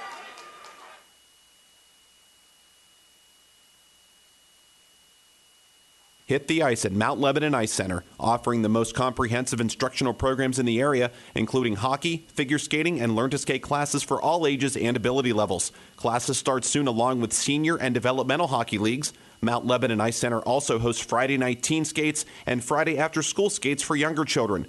Birthday party packages also available. Mount Lebanon Ice Center, serving the South Hills for more than 35 years. Call 412-561-4363 or go to mountlebanon.org. This is Josh Roundtree from the PIHL Power Play Show at MSASports.net. Along with Kevin Zielmanski, we plan to bring you the best high school hockey talk in Western PA this season. We'll cover every classification: AAA, AA, Single A, and D2. All right, D2, Gordon Bombay, Charlie Conway, the Bash Brothers, Kevin, Wolf the Dennis Stenson, the Flying V? No, Kevin, it's Division 2. It's Knuckle Puck time? All right, it's Knuckle Puck time. It's the PIHL Power Play Show, sponsored by Chatham University, every Wednesday night, 8 o'clock at MSASports.net. Be sure to follow the MSA Sports Network on social media this season for the most up-to-date scores, pictures, videos, breaking news, and links to our articles. You can find the MSA Sports Network on Twitter and Instagram under the handle MSA Sports and at facebook.com/MSA Sports. The MSA Sports Network is also on YouTube under the handle MSA Sports WPIAL, where you can watch hundreds of interviews with local student athletes, full games, highlights, and more. Whether it's Twitter, Facebook, Instagram, YouTube, or our websites, MSA Sports is the place to go for high school sports in Western Pennsylvania. When looking to replace your athletic field, choose ProGrass, first in turf. ProGrass has installed over 500 fields in the U.S. Getting the best artificial turf for your field depends on both the product and the partner you choose. That's why architects, athletic directors, and players choose the ProGrass Performance System. ProGrass maintains an active presence in the synthetic turf industry as members of the Sports Turf Management Association and the American Sports Builder Association, and is proud to be recognized as the FIFA preferred manufacturer. Call ProGrass today, 866-270-6003, or visit them on the web at www.progressturf.com. ProGrass, first in turf. People ask what drives me. It's the respect I have for my opponents, the trust I have in my teammates, a coach who treats me with dignity, and a university that has faith in me on and off the field. That's what keeps me focused, why I practice harder, play my heart out. I play to win. I play for Carlo. Tell us your story using #WhatDrivesYou. Carlo University, a proud sponsor of the MSA Sports Network. The team at UPMC Sports Medicine doesn't just rebuild wrists and knees. They build better athletes. Athletes at every level who want to get stronger and faster and prevent injuries. Fact is, no other sports medicine program in the region is more experienced when it comes to treating, training, and inspiring athletes. UPMC, the official healthcare provider of the Penguins, Steelers, and you. Find out more at upmcsportsmedicine.com. Right now, when you refer a friend to open a new personal or business checking account at First Commonwealth Bank, you can earn a generous cash reward. It doesn't even have to be a friend. Could be a relative. Could be a Bruins fan. Could be that guy over there with the weird hair thing going on. It doesn't matter. Refer anyone to open an account and it will really pay off for you. They'll even get a cash reward themselves, no matter who they root for. First Commonwealth Bank, member FDIC. Learn more at a local branch or visit fcbanking.com. Through 2 periods of play, pressure squarely on number 1 seed in 3A here. The Central Catholic Vikings down 2-1 to the Seneca Valley Raiders after 2 periods. Alongside my broadcast partner Kevin Zielmanski and Chris Lackner on video. I'm Steve Nagler. Couple of goals, one for each team in the second period. Let's quickly run down the Mount Lebanon Ice Arena scoring summary, Kevin. Okay, it was only one goal in the first period. It was scored by Seneca Valley at the 3:23 mark. They have it listed as Robert Shields unassisted, but we're thinking it might have been Ryan Shields, and maybe try to get confirmation of that later. But we were correct that the second goal of the game, scored at the 1:54 mark of the second period by Seneca Valley, was originally awarded to Murphy from Lipnicki, and that's been swapped. So it's Christopher Lipnicki from Tyler Murphy, and as you said, one was left and one was right-handed, and it was clearly the right-handed that went top shelf over Cava's glove to give Seneca Valley the 2-0 lead. And then it was a big shift by the third line of the Vikings. Freivogel, Bond, and DiNapoli were really grinding it out, putting pressure on the defenseman of Seneca Valley, and it was finally centered from behind the goal line. And Brian Freivogel gets credit for the goal.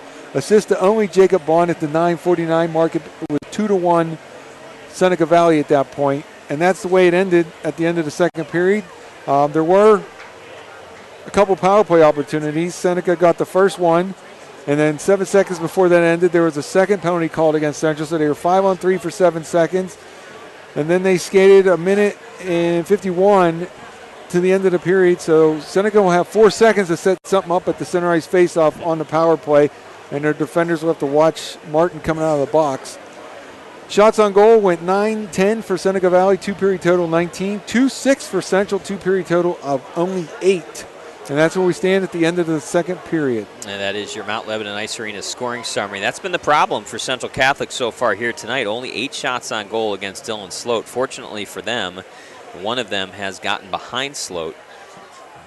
And they are still trailing 2-1. This Seneca Valley team was not a very prolific scoring team in the regular season. They averaged less than 3 goals per game, only scoring 58 goals in the regular season. That is tied for second worst in 3A, but they have been able to find some scoring here in the postseason as they won their first game against Erie Cathedral Prep by the score of 3-1. They have 2 here tonight and hoping to get more as time moves forward.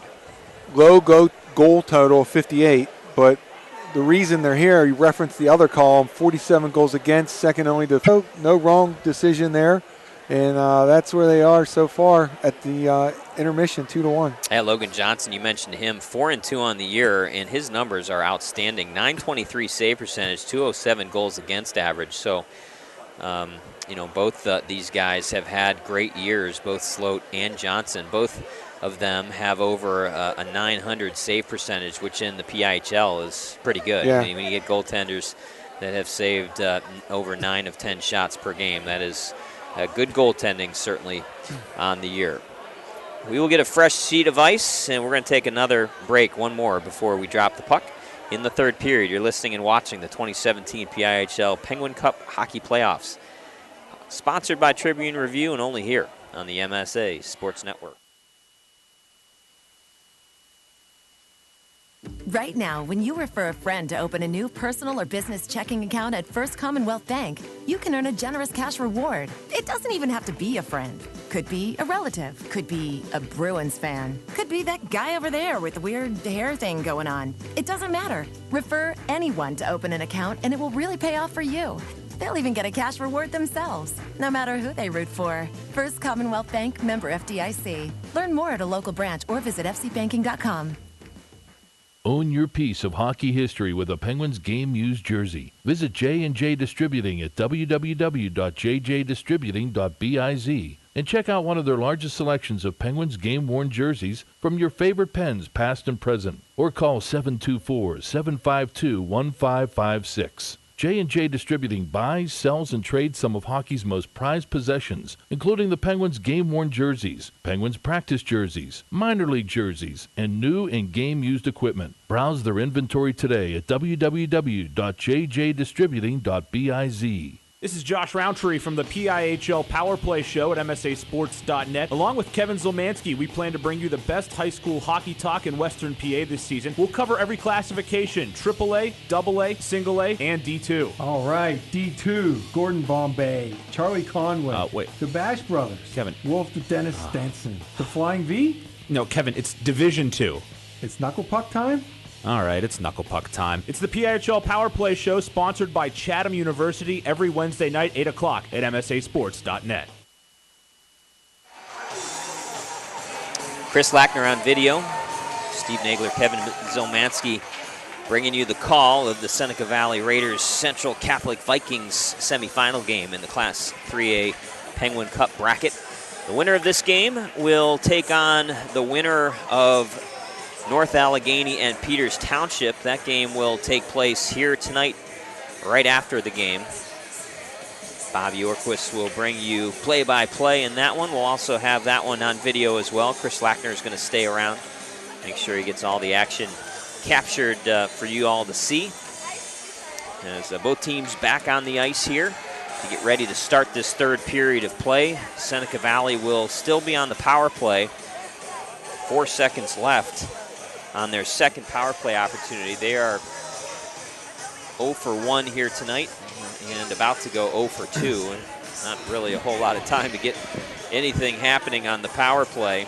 Yeah, you can set something up to get in the zone and maybe you get it right as it expires is probably the best you could do at that point.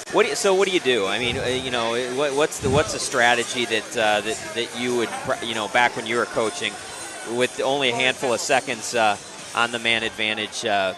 Well, one thing you could probably look for is move a defenseman up in the forward position and try to pull it back to the other defenseman that's back, and the forward that replaced that D kind of sprint and get a little head of steam.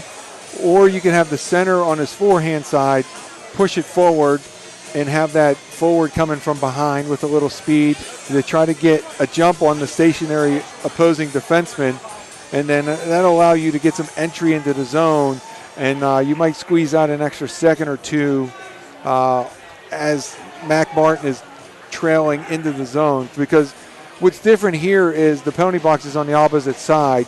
So whereas most rinks they can step out of the box and onto the bench, and you could send a guy from the far end of the bench into the play, here plays in the zone, they got to go into the zone because it's too far to change. So that's some of the strategies. I mean, you get various opportunities. Some people just whack it hard. Some people won't even concern themselves with the 4 seconds, but those are a couple of my ideas. Two teams change sides. Face-off is won straight ahead by Jake Teep, and so the Raiders will go back and play it. Back out on the ice is Mac Martin, who collides with Teep. Blazewick dumps the puck in. Falling down is Lipnicki. The puck will come all the way down and be played by Sloat. He'll hold on just 17 seconds into this third period. And that was a smart play and the obvious play for Teep. You just want to try to whack it forward, and that's what makes it hard to pull it back sometimes to the D. It's who can get that stick triggered quickly. And that time it was Teep, and now he's back in the dot with an offensive zone faceoff. He'll go against Lipnicki. Lipnicki loses the draw to Teep. Back shot from the right point is deflected. Kept in a nice play by Skylar George at the left point. Blazewick dumps the puck up. Here comes Lipnicki. 2-on-1 if they hurry. He comes back, waiting, shot off the post. And went right above the left shoulder of Nate Cava. Now it's a 2-on-1 the other way. Teep, shot, he scores. Jake Teep buries one beyond the glove of Dylan Sloat, and the Central Catholic Vikings have tied this game at 2. What a sequence that was. Lipnicki beat him down the ice, and he thought he scored. He went into celebration mode. With our cans on, it's hard to see if it hit the post or the netting, but it clearly went to the Cava's right, our left. Central picked it up. Teep walked down the left side, or the right side, his left shot, and he buried it far side, and now we're having a officials conclave to discuss that down there. They might have to go to Lackner's video to see what's going on here. Lack, you got a good view of that. Well, you know what? I'm pretty sure it hit the post. Now, Lipnicki, I think Lipnicki definitely thought he scored. And we saw him raise his arms in the air, and unassisted at 16-17. I think Ethan Farber felt like he should have gotten an assist. That's what the on-ice officials were saying. But a big goal just 49 seconds into this third period by Jake Teep. The Vikings have scored the last 2 goals of this hockey game, and it's now 2-2. On that last goal for Central Catholic, please add an assist to number 12, Ethan Farber. So they do officially add an assist to Ethan Farber. 16-17. Now here's Braden White down the left wing for the Raiders. Tries to center a pass for Sarachine. Picked off on a nice play by Ethan Farber. Farber will reach back, grab it out of midair, up to Teep. Teep enters the zone, tries to get around Bryce Corner. Corner knocks him off the puck. Played there by Farber. Back into the feet of Mac Martin, and is played there by Preston Watkis, who gets the puck up. Garvin is dumped by Teep. No penalty call. Preston Watkis plays it back at his own blue line. Over to White. Here's a chance for Sheracine, but now centers a pass. Oh. What a great save. Off of the stick, deflected by Reese Garvin, right on, and save made by Cava. The problem for Garvin, Kevin, was he just didn't get a lot of forward emphasis on that deflection. Yeah, it was really in tight by the time he was able to corral it and send it across. It was a hard pass. It was right on the tape. Credit Cava for an excellent push off that left pad, that left skate, and get across there and take it right in the logo. Yeah, he did. He was in perfect position. Puck unable to be kept in by Noah Watkis. It will come all the way back down to the Raiders' end. Ryan Kongursky was chasing after the puck there. Played by Jonathan Flaw. Here's a chance for Noah Watkis. In all alone, and he scores. Noah Watkis beats Cava between the 5-hole, and a big goal just about a minute after Teep's goal as Noah Watkis makes it 3-2 Raiders. Well, it was just a really poor decision by the right defenseman for Central Catholic. He decided to step up, and Watkis was able to corral it and spin him a little bit inside out, and went right down the middle of the ice on a breakaway from just outside the blue line and buried it. There wasn't going to be a penalty called, but he made no mistake. Noah Watkis finished it and gives Seneca Valley the 1-goal lead again. Puck will be dumped into the Raiders' end, played there by Bryce Corner. Corner's pass played by Broski in his own zone. Puck will get dumped up to Sarachine. Sarachine can't get to the puck. Actually, there's Tyler Draper getting there. Pass rink wide over to Teep. Teep enters the zone. A shot on the backhand goes wide to the far side. Played there by Preston Watkis, but Watkis can't get the puck out. Kept in. Now a backhand, and they score. Watkis loses control of the puck, and picking it up is Ethan Farber, and Farber scores on the backhand. The Seneca Valley goal scored by now it's getting a little back and forth here. An assist to number 34, Jonathan Flaw. As you see, in these situations, Steve, sometimes it's the mistakes, I like to say, about the mistakes made and capitalizing on the mistakes. We saw a couple mistakes by the defensemen on both sides, and the forwards pounced, took advantage of those opportunities, and they both scored goals. And now we're tied at 3 with 14 1:31 to go in the game. And that goal less than a minute after Noah Watkis gave the Seneca Valley Raiders a lead. Now a pass picked off by Blazewick. Here's his chance. His shot goes wide of the net. I think it actually over the crossbar. Played there by Nick Rabel, goes far side. Blazewick tried to enter the zone. Played there by Lipnicki. Score by number 12, Ethan Farber. Well, Ethan Farber assists on the Teep goal, and Farber then gets the game-tying goal less than a minute later after Watkis's breakaway goal. Here comes Caparelli 1-on-2, takes a shot, never makes it to the net. Good play there by Fox. Now a shot in front, deflected home by Ryan Kingerski, and it's 4-3 Central Catholic. Well, it was a cautious first couple periods, but all hockey's broken loose right here as we've gone back and forth and put some goals in. And that time, another low play where Kingerski was able to finish it and give Central their first lead of the game with 13:44 to go here in the third period. 53 seconds after the Farber goal. And Central Catholic, 2 goals in less than a minute, have given them their first lead. Scored by number 19, Ryan Kingerski. Ryan Kingerski, a big goal. Chris Caparelli gets the first assist, and Anthony Purdue also assisting. So all three forwards on that line getting points as the puck is dumped up into the netting. We get a stoppage with 13:12 to go, and right now Anthony Rako's Seneca Valley Raiders have to be wondering what hit them. Well, that was the danger. I mean, the game they were playing cautious, controlled, smart. They don't have the firepower, so you're going to have to be solid defensively. Made a couple mistakes, and the explosiveness of Central kind of came through, and they're on a rush again. Here comes Teep down the left wing, 3-on-2. Back to Farber, but a good back check cancels that play. Puck is dumped in. Nick Rabel will go back to pick the puck up. He's going to let it go all the way around to Bryce Corner, up to Sarah Sheen down the right wing. Slap shot goes wide of the net. All the way around, played by Mac Martin.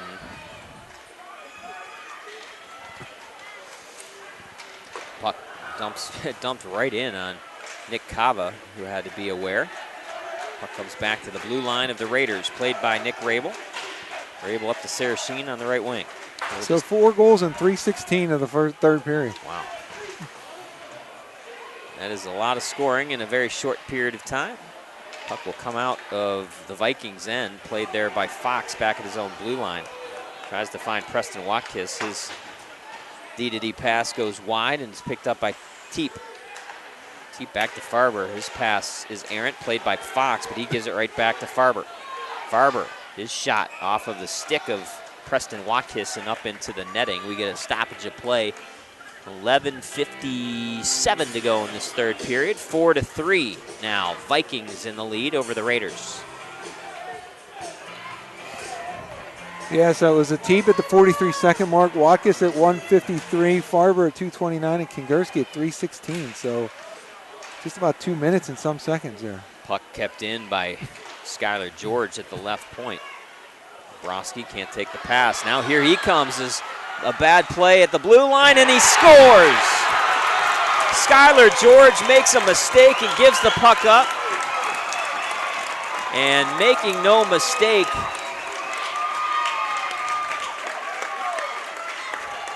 was Zach Broski.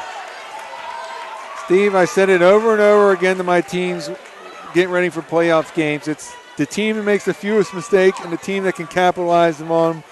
And the defensemen for both teams have gone a little bit leaky. The difference is Central's leakiness has been way out near their blue line, which has allowed some breakaways against Cava, and he's tried to, stop the bleeding, but that time it was just another nice play by Seneca Valley at their forward spot, and it's going to be Broski with, did you say Broski with the goal? Yeah, I'm pretty thought sure that's who it was. Broski. Yep, Broski gets the goal. Scored by number 14, Zachary Broski. Here comes Noah Watkis. Another unassisted goal. Here comes Noah Watkins using his speed. Shot, and Cava had to be careful there. Taking a spill after trying to get a shot off was Tyler Draper. He goes right into the goal, and so the net comes off its mooring. We're going to get a stoppage with 11:10 to go. This game was 2-1 Seneca Valley heading into the third period. We have seen 5 goals in the first 5 minutes and 50 seconds of this third period. Starting at the 43-second mark to the 15-17 mark, we had 5 goals scored.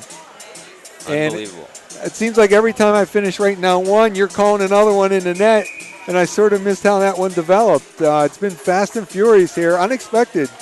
Yeah, just a simple giveaway, misplay by Skylar George. You mentioned it, right at the blue line, and it gave Zach Broski an opportunity to come in all alone on Nate Cava. Chipped it up over his blocker, and we are tied again at 4. And that's why defensemen are critical, and it's a tough position to play because when you make a mistake, there's no one backing you up except the goalie there. Watkis will go back. He thought it might be a icing call. They waved it off. Played there by Tyler Murphy, who has played a good game, up to Chris Lipnicki, who has a goal. Lipnicki loses control of the puck. He will be the first one to get it on the near boards, but he's bumped to the ice on a good, solid check by Jake Gersi. Back comes Teep, 1-on-4. Works around Preston Watkis, but Watkis makes a nice play. Adjusts to the puck and takes it off his stick. That's a danger. Teep has to fight trying to do too much. He could have got that one deep. Not that he doesn't have the ability to dance around a few, but you just got to be smart. Puck kept in at the right point by Ryan Shields. Shields has it poked off of his stick, and now is there going to be a too many men? Yes, there is. Too many men on the ice for Seneca Valley. And that is a mistake. Yeah, bad penalty to take right there. Central Catholic will go on their first power play here tonight with 9:59 to go in this third period, with the game tied at 4. So they were expecting Ryan Shields to dump it deep, and he kind of lost it at the offensive blue line, didn't keep it in. And when it came outside the blue line, Noah Watkis went to play it, and a player was ready to replace him. So we're going to have too many men on the ice at the 7:01 mark here of the third period. Puck will be dropped just outside of Seneca Valley's end. So it's going to be the number 1 line. Teep along with Farber and Mac Martin on the right side. For too many men on the ice. First power play. Yeah, big win face-off wise for Seneca Valley. Bench minor for too many men on the ice at 9:59. Chipping the puck in is Farber, but first to get it is Nick Rabel. Rabel racks one off of the boards, doesn't come out. Shot from the center point by Ryan Kingerski goes just wide of the net. Both Kingerski boys playing the points as the puck comes deflecting off of Sarasheen's stick from Jacob Kingerski, goes up into the netting. We're going to get a face-off with 9:32 to go.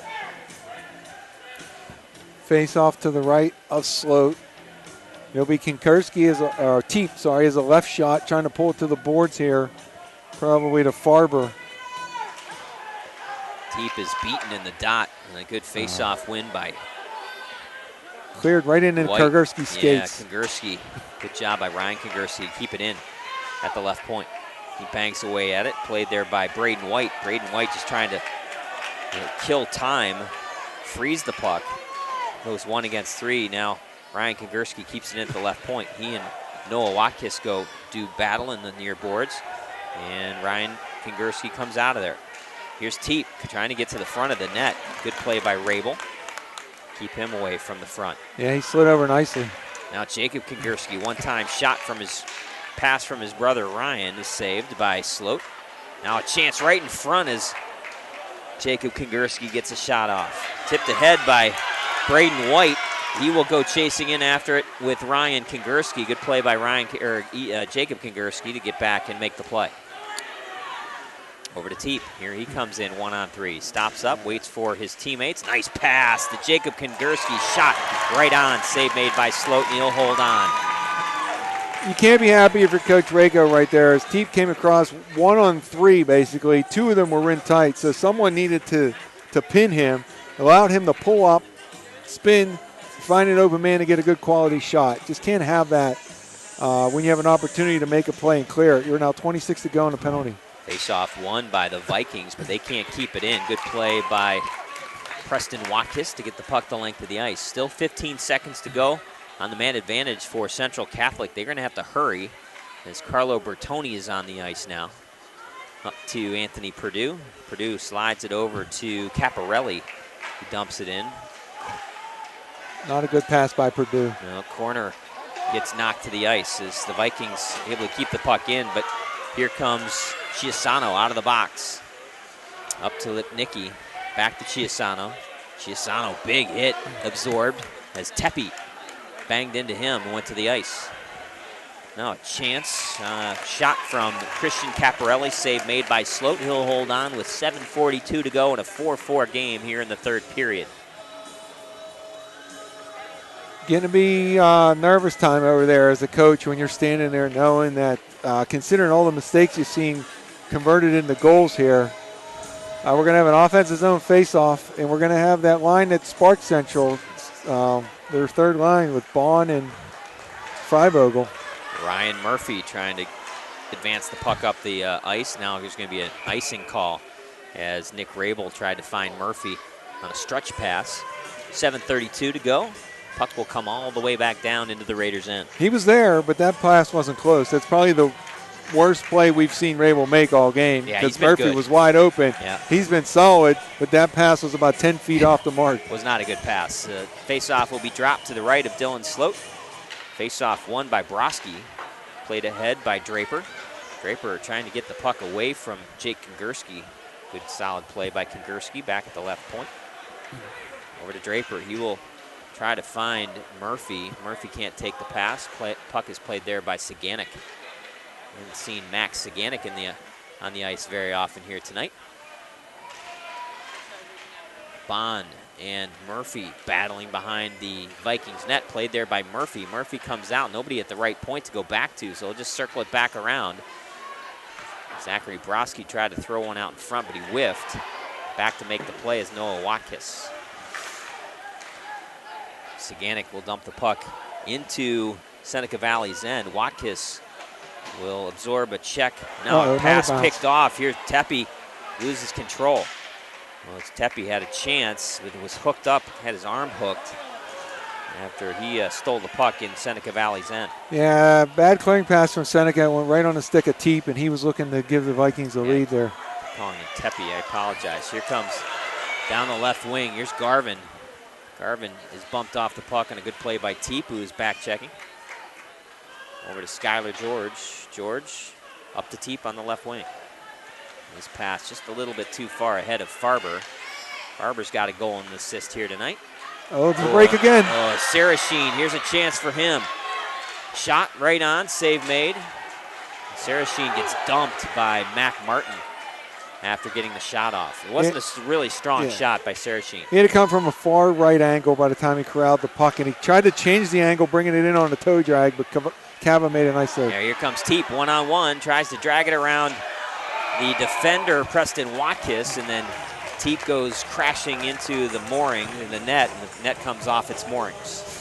Yeah, there's been a lot of complaining about the goalies knocking it off. At that time, it was Teep in the Sloat, and both of them kind of pushed it as he was reaching around, trying to use the long reach to tuck it in. And we now have 5:40 to go here in the third period. 3A semifinals, RMU Island Sports Complex, and we're tied at 4. The winner will get the winner of our second game here tonight, North Allegheny and Peters Township. Game will start approximately at 9 o'clock, although if we go into overtime, that might get bumped back a little bit. Faceoff comes just outside of Raiders' end. Played back behind his own net by Nick Rabel. Over to Noah Watkis. Back D to Rabel. Rabel into the neutral zone. His pass over to Lipnicki. Lipnicki takes the puck off of, almost gets it past Dane Martin. Here comes the Vikings the other way. And a shot right on, steered away easily by Sloat. Very calmly for such a period of game. Anthony Perdue was the one to get the shot. Easy save made by Sloat. And the puck kept in by Carlo Bertoni, but his defensive partner, Dane Martin, had kind of backed away from the zone offensively. That was close to an icing call, but they let it go. And here comes Chris Caparelli down the left wing. Up to Perdue. He gets a shot off. Another very casual save by Sloat, making it look easy. Puck is dumped in by Jake Kongursky as Central Catholic completes a change, allowing Blazewick to take the pass out. Now here's a chance for Shields. Robert Shields down the left wing. Here's a chance. Tries to pass the puck, I think, in front. Actually went on net, and Cava made the save. I think Shields was trying to get the puck out to his teammate out front and maybe just kind of lost control of the puck, and Cava was able to hold on with 4:30 to go. What a turn of events there. The Central defenseman was stepping forward to try to get a breakaway, and he redirected and went right on the tape of a Raider. Now a shot from the left point. Never makes it to the net. Bryce Corner took the shot. Puck comes into the near corner. Played there, but Robert Shields able to keep it in. Shields centers for his brother Ryan Shields, who jammed away at the puck in front. Now Ryan Shields will pick the puck up back behind the net of the Vikings. Played there by Bertoni. Well, now Teep cranking it up. He's trying to go end in. Yeah, here's Teep. Walks around one of the players. That was Ryan Shields. Teep now down the right wing. Bumps it ahead past Corner. He gets to the puck. Nice centering pass and a great shot by Farber, and a good left pad save by Sloat. Yeah, you could see Teep was determined there. He cranked it up in his own end, and he went all the way down and was able to center it. Farber reached around the defenseman and forced Sloat to make a good save. Teep is an outstanding hockey player. I think he's been the best player on the ice tonight for both teams. He or Lipnicki, that's your choices, I think. Yeah, I agree. Now here comes Bond down the left wing with a little speed. Shot, glove saved by Sloat, and again, he made it look really simple. He's not phased by the moment at all, Steve. He very calmly made the save, 3:12 to go. Things haven't really gone his way here in the third period. He's given up three third period goals, but he does not look any worse for wear. Puck will be dropped to his right as Bond will take the face-off with Lipnicki. Bond wins it, but loses control of the puck. Played there by Blazewick, dumps it back to Nick Rabel, who gets the puck out. Back the other way come the Vikings. Down the right side, Denapoli. Over to Bond. Bond tries to center, trying to find Freivogel. Lipnicki can't take the pass. Puck's going to come all the way the length of the ice, and it's going to be an icing call as Lipnicki runs into Cava. Tried to stay off him. Yeah, there's nothing there. He was tangled up with the defenseman and was kind of pushing him, and he couldn't stop. And he ended up going into Cava innocently. But Brian Freivogel took exception to that. But well, I think anytime your goalie gets contacted, there's going to be an exception. You saw what I saw, which is Lipnicki tangled up with the defenseman, and by the time he kind of regained control of his faculties, he was right in on Cava. He tried to do everything he could to not make hard contact with Cava. He was off balance, and by the time he was balanced, he was standing in a blue paint, and was only able to stop with 1 foot and kind of hug Cava with the left arm. No harm, no foul as Lipnicki will battle Ryan Kongursky. Kongursky wins the faceoff. A good shot by Anthony Perdue, right on. Save made by Sloat. He'll hold on with 2:45 to go now in the third period. A scoreless or a tied game, 4-4. Central changed there. Seneca didn't, so now we got 1-against-1 after Central had their third line out there. So Seneca Central a little fresher. Now faceoff won by Ryan Kongursky, but Jake Kongursky had dropped off the blue line. Yeah, that didn't make any sense. No. That kind of missed an opportunity to get a shot. That allows Seneca Valley to get the puck up and out of their zone. Lipnicki comes through the neutral zone, 2-on-2. Good defensive play by Jake Kongursky, get in the way of that shot. But now they went for a bad change. Here's 3-on-2. Chance for Perdue. His shot off of Watkis. A hard pass over to Caparelli. Was able to take the pass, couldn't do anything more than just accept it. Now here comes Ryan Kongursky. Gaining some room, his shot, nice save by Sloat, he'll hold on. 2:06 to go in the third period. Seneca really fortunate there. They were tired. They didn't change like Central did. Kongursky was on the move there, cutting across the slot. I thought he was going to bury that one. 93 for Seneca, went for a bad change. Blazewick on the way back when Nicky wasn't able to get that one deep. It should have been deep in the change. He tried to shoot it through the legs, and that was almost a disaster for Seneca. Face-off won by the Vikings. Now here's Teep back behind the Raiders' net. Tries to get the puck back. A good defensive play by Reese Garvin to get in the passing lane, and he's able to get the puck down deep. Here comes Skylar George. Pass up ahead for Teep, down the left wing with speed. Nice play again by Preston Watkis to use his stick to knock the puck off of Teep's. And here comes Braden White. He cranked it up. Yeah, White bodied off of the puck, but he kept going, and centering pass by Garvin is swept away. Here come the Vikings. Bad exit pass will allow Seneca Valley to keep the puck into the Vikings end. Sarah Sheen, a blind pass. It wasn't and it was ill-advised. There's a shot from the left point, never makes it to the net by corner.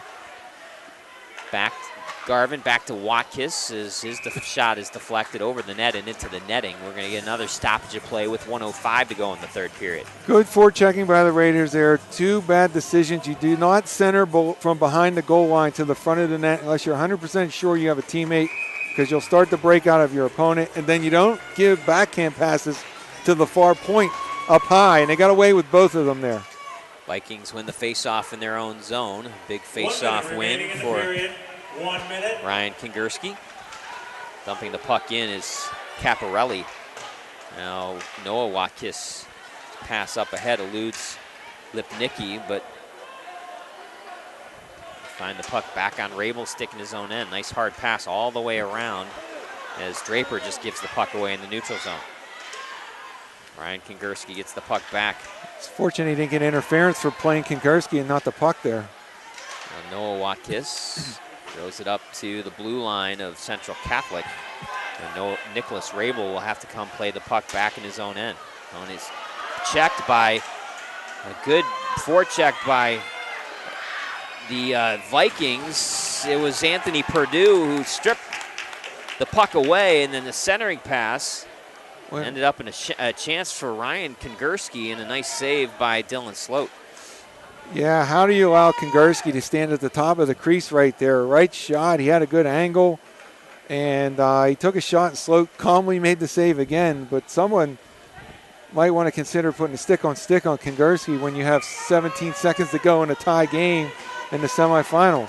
Face-off will come to the left of Sloat, 15.6 specifically to go, as winning the face-off straight ahead was Ryan Kingerski, but he loses control of the puck, and we're going to get a icing call with 8.4 seconds to go in regulation. This game tied 4-4, Seneca Valley and Central Catholic. That was a mental mistake right there, too. You can't ice that. No, now Central Catholic has one more opportunity as the puck will come to the right of Dylan Sloat. Ryan Kingerski's been good in face-offs. Won it back, but not strong enough. Here comes Blazik with speed, but his pocket is picked by Teep, and he will throw the puck into the far corner, and we get the final buzzer at the end of regulation. We're tied 4-4, Seneca Valley and Central Catholic. We're going to take a break, and we will bring you overtime. We will proceed with a 10-minute overtime. The 2017 PIHL Penguins Cup Hockey Playoffs. You're listening and watching it. Sponsored by the Tribune Review, only here on the MSA Sports Network.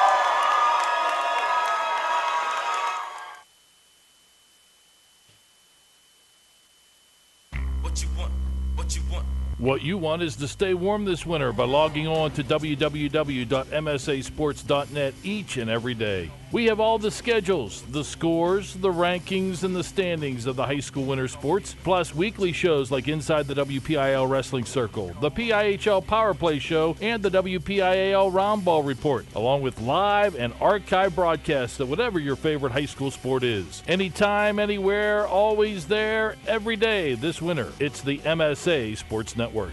High school wrestling is in full swing for yet another season, and Inside the WPIHL Wrestling Circle is here to cover it every step of the way. But to bulk up our coverage, we had to bring in some help. Buddy the Elf, what's your favorite color for the town? No, not that help. Instead, we turn to the Pennsylvania Wrestling Man of the Year. I'm Jeff Upson of PA Power Wrestling. Each week we will break down the matches, the tournaments, and more to give you the most in-depth analysis of wrestling like you've never seen before. Listen in to Inside the WPIHL Wrestling Circle every Monday night at 7, only here on the MSA Sports Network. Extra hockey at the RMU Sports Complex here on Neville Island. The Seneca Valley Raiders and the Central Catholic Vikings. Gonna have a golden goal here, Steve. Yeah, somebody's gonna walk out of here pretty happy, I know that. And somebody's gonna go home, be pretty disappointed as well. And it is sudden death, as it always is when it gets to overtime. Seneca Valley has played 2 ties this year. Central Catholic does not have any ties to their credit, but I'm sure they played some overtime games. The 1A game Monday night between Indiana and Montour was won when O'Neill went end-to-end on a power play. So you have to be smart. There was a scrum, and there was a little extra shot. So you got to be smart. The officials don't want to give someone the man advantage, but if it's obvious, they're going to make the call. So Central Catholic with 14 shots on net in that third period. They only had 8 through the first 2 periods, so they were able to solve the defense of Seneca Valley a little bit and certainly solve Dylan Sloat as they got 3 third-period goals past the Raiders goaltender. Well, Central has a bad history of losing in overtime in the semifinals because I was on the bench for most of them. It was quite a number of years we were losing overtime year after year. It was quite heart-wrenching. So they hadn't been back in a while. They appeared last year against Cathedral Prep, and they lost 2-1, and here they are in overtime with Seneca Valley, 4-4. Face-off won by Central Catholic, played by Farber. Farber's had a good third period, had a goal and an assist in that third period. Now here comes Blazewick. Tries to get the puck over to Tyler Murphy. Turns a shot, goes wide of the net. Comes all the way back around and played by Teep. Here he comes, 2-on-2. Teep with speed. Good play by Nick Rabel. The puck comes right out in front. Getting a whack at it was Mac Martin. Now the puck again to the goal crease. Played away. Sloat didn't jump on that. He just kind of held his post and let the defenseman clear it. Here's Dane Martin back in his own end. Dane Martin being hounded by Chris Lipnicki, who's had an outstanding game. Lipnicki has a goal. Scored the first goal of the night for either team. Draper can't pick up the pass. Here comes Teep down the left wing. Tried to wind up for a shot, lost control. Back to the left point, Jacob Kingerski's shot goes wide of the net, played by Preston Watkis. Ooh, real check from behind there. Yeah, it was close. Chiasano can't get the puck out. Played on a nice play by Purdue. Good smart play there, D-to-D behind the net. Here's Rabel. And he's going to throw the puck the length of the ice. Not good icing. there. Nope. 8:40 to go in this overtime period. He was tired. He wanted to get off, but that's what he's going to tell Anthony Rako. But he needed to take a few strides and find someone there. That was just ill-advised, and now we're going to have Kingerski in the dot again. Yeah, Ryan Kingerski has been great on face-offs. He's going to do battle with Broski, and Kingerski wins it again. Another big check by Chiasano. Here's a chance, 2-on-1. Right on, shot by Broski, save made by Cava. That turned into a good 2-on-1 opportunity for the Raiders. He had the far post and hit him right in the logo. Here's Kingerski, Ryan Kingerski back through the neutral zone, past Broski. Shot right on and a save made by Sloat. He absorbs it. We'll get another Raiders end face-off with 8:15 to go in overtime.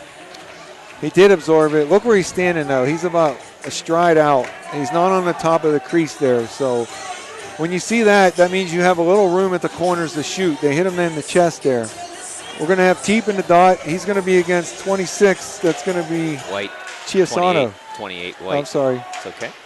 Face-off won by Teep, but they couldn't really get a whole lot going on that after that face-off win. Sarasheen up to White. White is rubbed out on a good check by Farber. Back to Saganik. Good read. And a good play by Teep. Here he comes, racing down the wing. Good job by White to use his speed to come back and back check on Teep. Over to Garvin. Garvin can't enter the zone. Puck comes back onto Noah Watkis' stick. Noah Watkins has played a lot of defense here tonight. He started the game up front, but has played a lot on the back end.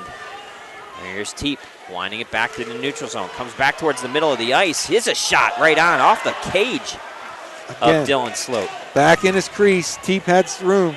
Too many guys skating backwards for Seneca. Yeah, Teep now tries to center a pass. Played there. Good job by White. Braden White, here they come, 3-on-2. White, a little bit out of gas though. His shot, gloved down by Kava, can't hold on. Puck will be kept in by Watkins. No, they're going to say it is not kept in. And it's going to be an offsides on Seneca Valley. Again, it has to go all the way across the line. We didn't have a good angle right there to determine if that was across or not, but the linesman, Cody Brightville, made the call. Seneca wins it and tries to dump it, and it comes back the other way. Yeah, Preston Watkins misplayed the puck, or jumped over his blade, and his clearing play around the net hits the side of the net. Good forecheck by Christian Caparelli. Now a shot right on and patted away by Sloat.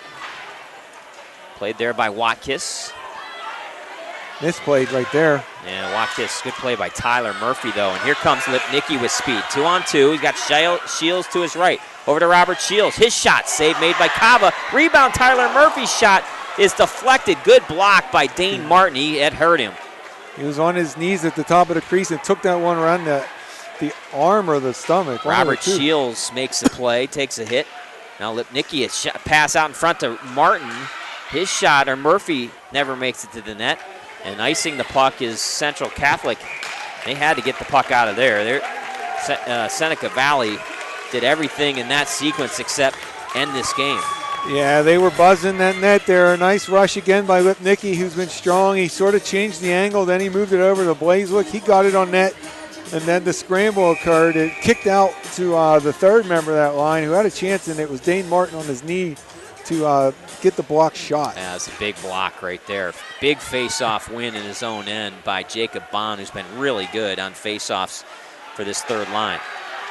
Kept out, knocked out by Freivogel, but played there by Noah Watkins. He will dump the puck in. Going in after it is Skylar George. Winds it all the way around, but played at the left point by Noah Watkins. Shot right on, save made, but Kava made a save, but left the rebound right out front. And Seneca Valley had a couple of cracks at it. Nick Rabel now waits, bides his time so his teams get on side.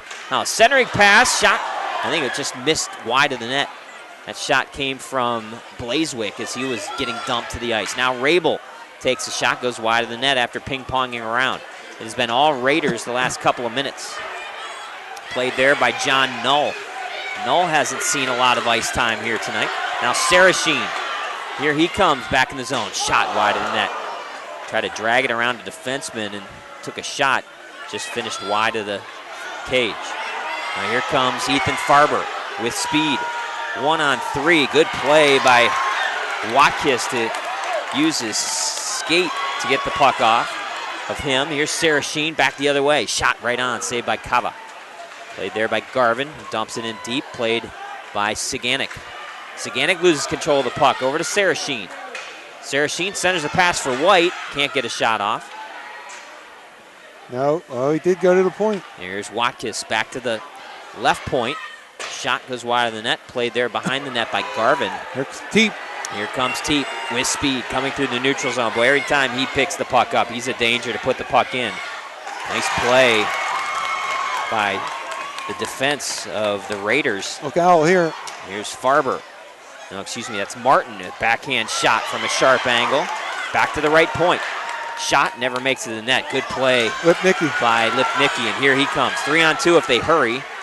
Lipnicki gains the zone. His shot deflected on a good play by Jake Kongursky to get his stick in that shooting lane. The puck comes up into the netting. We'll get a face-off with 4 minutes to go even in this overtime period. I think Lipnicki maybe could have moved that one to either side and then drove down the middle with a little centered middle drive there and got the wide shot with him going to the net. Might have created a little more space, but never a terrible idea to get it on net, and that's what he did. Face-off won by the Vikings. Kongursky, Ryan Kongursky, been very good on face-offs here tonight. Puck comes out of the Vikings' end. Dumped deep by Draper. Draper, the first one there, centers a pass, comes all the way out, and it's played back in the high slot by Purdue. Purdue tries to find Caparelli. Here's a chance for Ryan Kagurski. Centers for nobody. It's going to come all the way out, and Bertoni will have to play it and knock it back in. Having to touch up on a delayed offsides is the Vikings. Draper can't take the pass. Puck comes all the way in. Played by Skylar George in his own end. Good pass up to Caparelli. Caparelli can't get the puck far past his blue line, but he picks off Lipnicki. He'll dump it into the far side, go chasing in after it. Noah Watkis there to play it first. But Draper can't get the puck out. Finally it comes out all the way back to the blue line of Central Catholic. Under 3 minutes, tied at 4. Now here's a chance for Purdue. Anthony Purdue takes a shot, glove down by Sloat. He'll hold on with 2:50 to go. Easy peasy with that glove, huh? He is just so calm. It looks like he's out there on stick time where he's making the saves. He just kind of reached up very nonchalantly, gloved that. We're 2:50 to go in overtime, tied at 4, 3A semifinal. No, we have 4 fan bases in this arena right now. The 2 here in this game and the 2 awaiting the 9 o'clock game. Shot from the left point, goes wide of the net. Played all the way around up to Robert Shields. Shields gets to the puck, he'll dump it in. As the puck will eventually come all the way out to center ice. Knocked back into the Vikings' end. Teep can't take the pass. Now coming back the other way is Ethan Farber. Farber is dumped. Puck comes up to Blazewick. Here comes Blazewick through the neutral zone, waiting on Robert Shields. He gets pushed to the far boards, loses control of the puck, but Robert Shields is on it. Shields tries to find Blazewick. Looks like Blazewick might have gotten banged up a little bit. Now Robert Shields will dump it deep in. These guys are tired. Yeah, Blazewick tries to make contact with Mac Martin, but it doesn't allow the Raiders to keep the puck in. Here's a chance for Teep now. Offsides, it looked like, and a shot and a glove. Beautiful glove save by Dylan Sloat. Did you see an offside play there? I thought he was off. I thought his skate was just a millimeter or two across. I thought I saw some white, but the linesman was down there, and he said it was good. That's what you don't want to happen. No, you don't want it to be something that's questionable. You just want it to be something that's good. Face-off one straight ahead by Braden White, able to get the puck out of his own zone. Now Braden White takes the pass. Here he is with some speed and energy down the right wing. Shot up high. Good blocker save by Kava. Back the other way come the Vikings. 1.5 to go. Here's Purdue. Nice move around. Gets the puck to the net, and he crashes into Dylan Sloat. And they're going to stop play.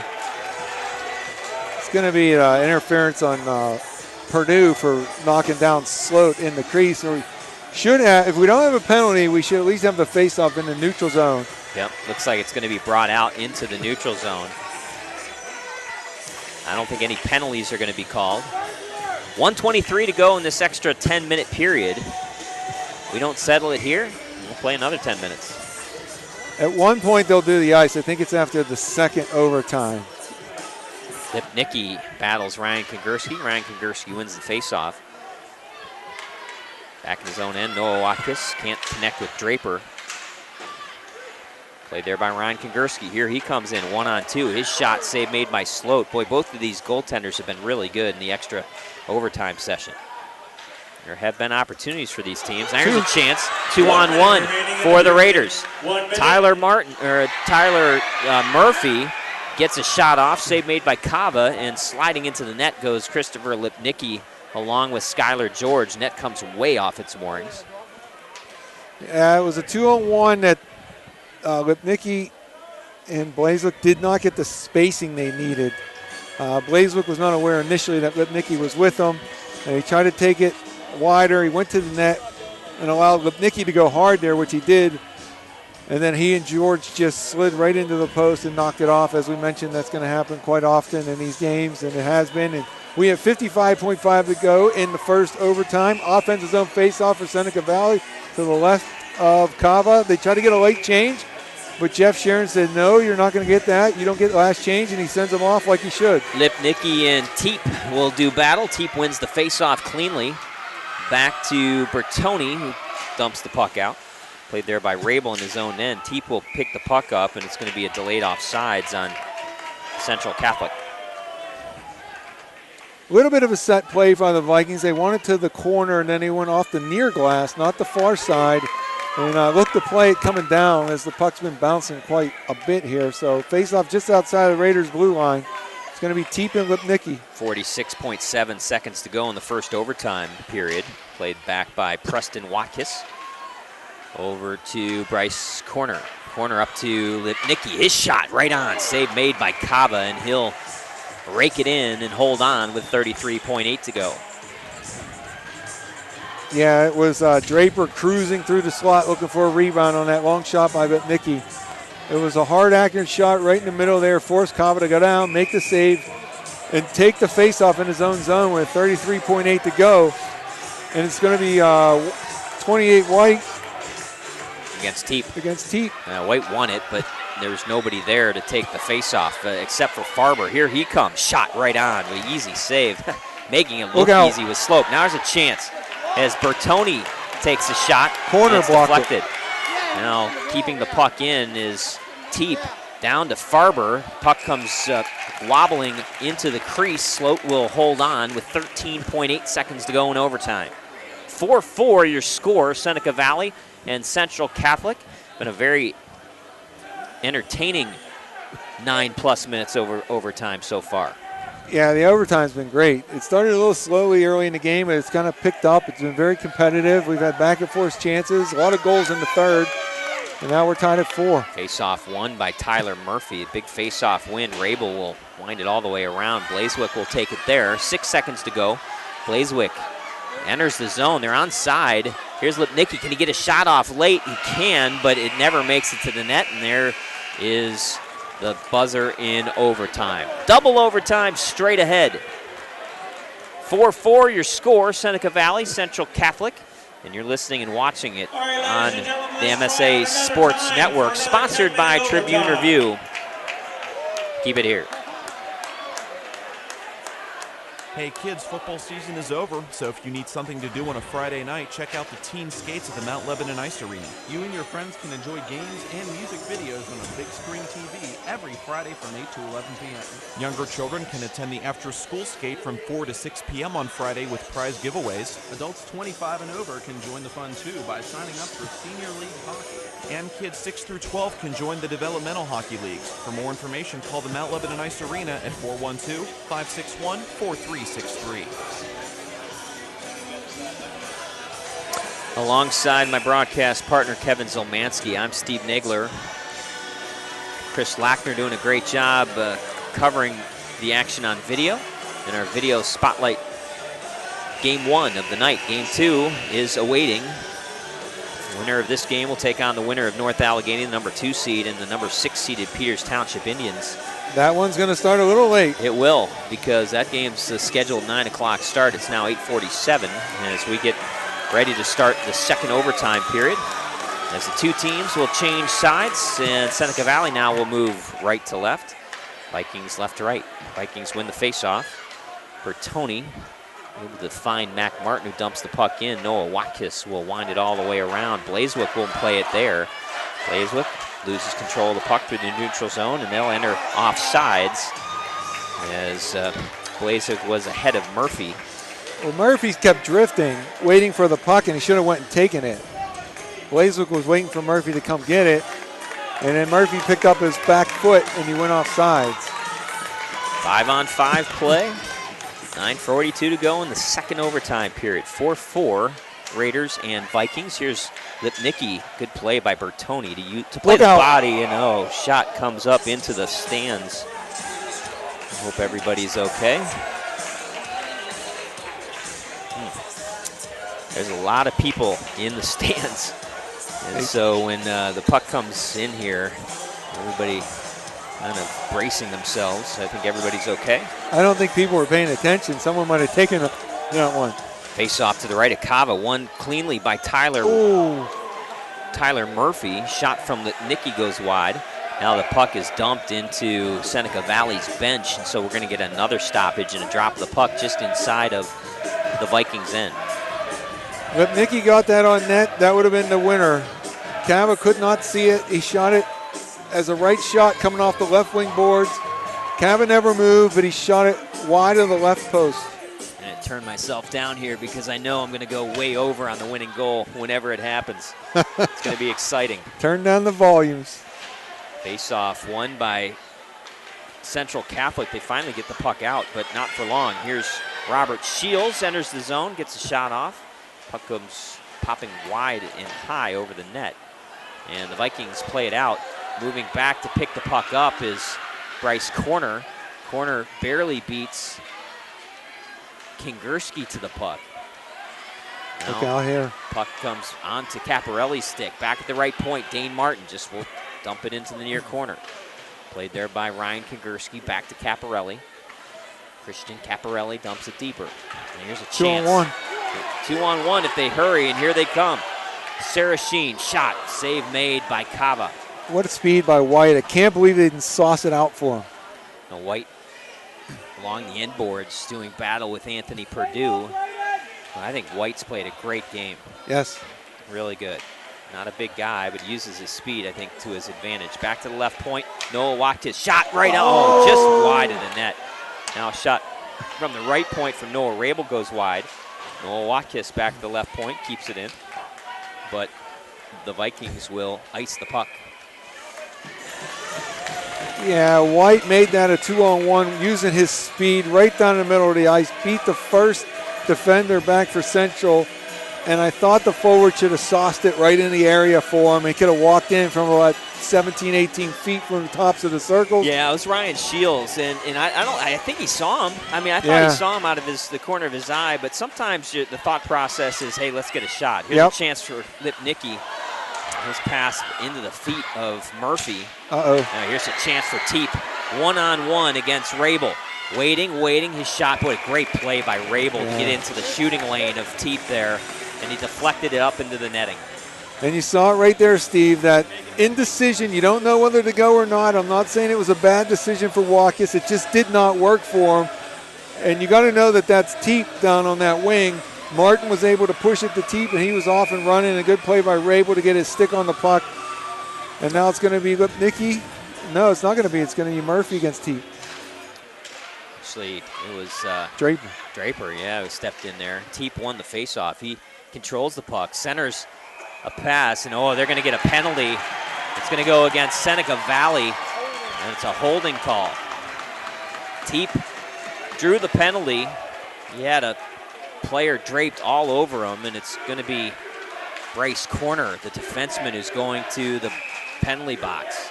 So the first man advantage in overtime. Central Catholic will go on the power play for the second time tonight. They are 0 for 1.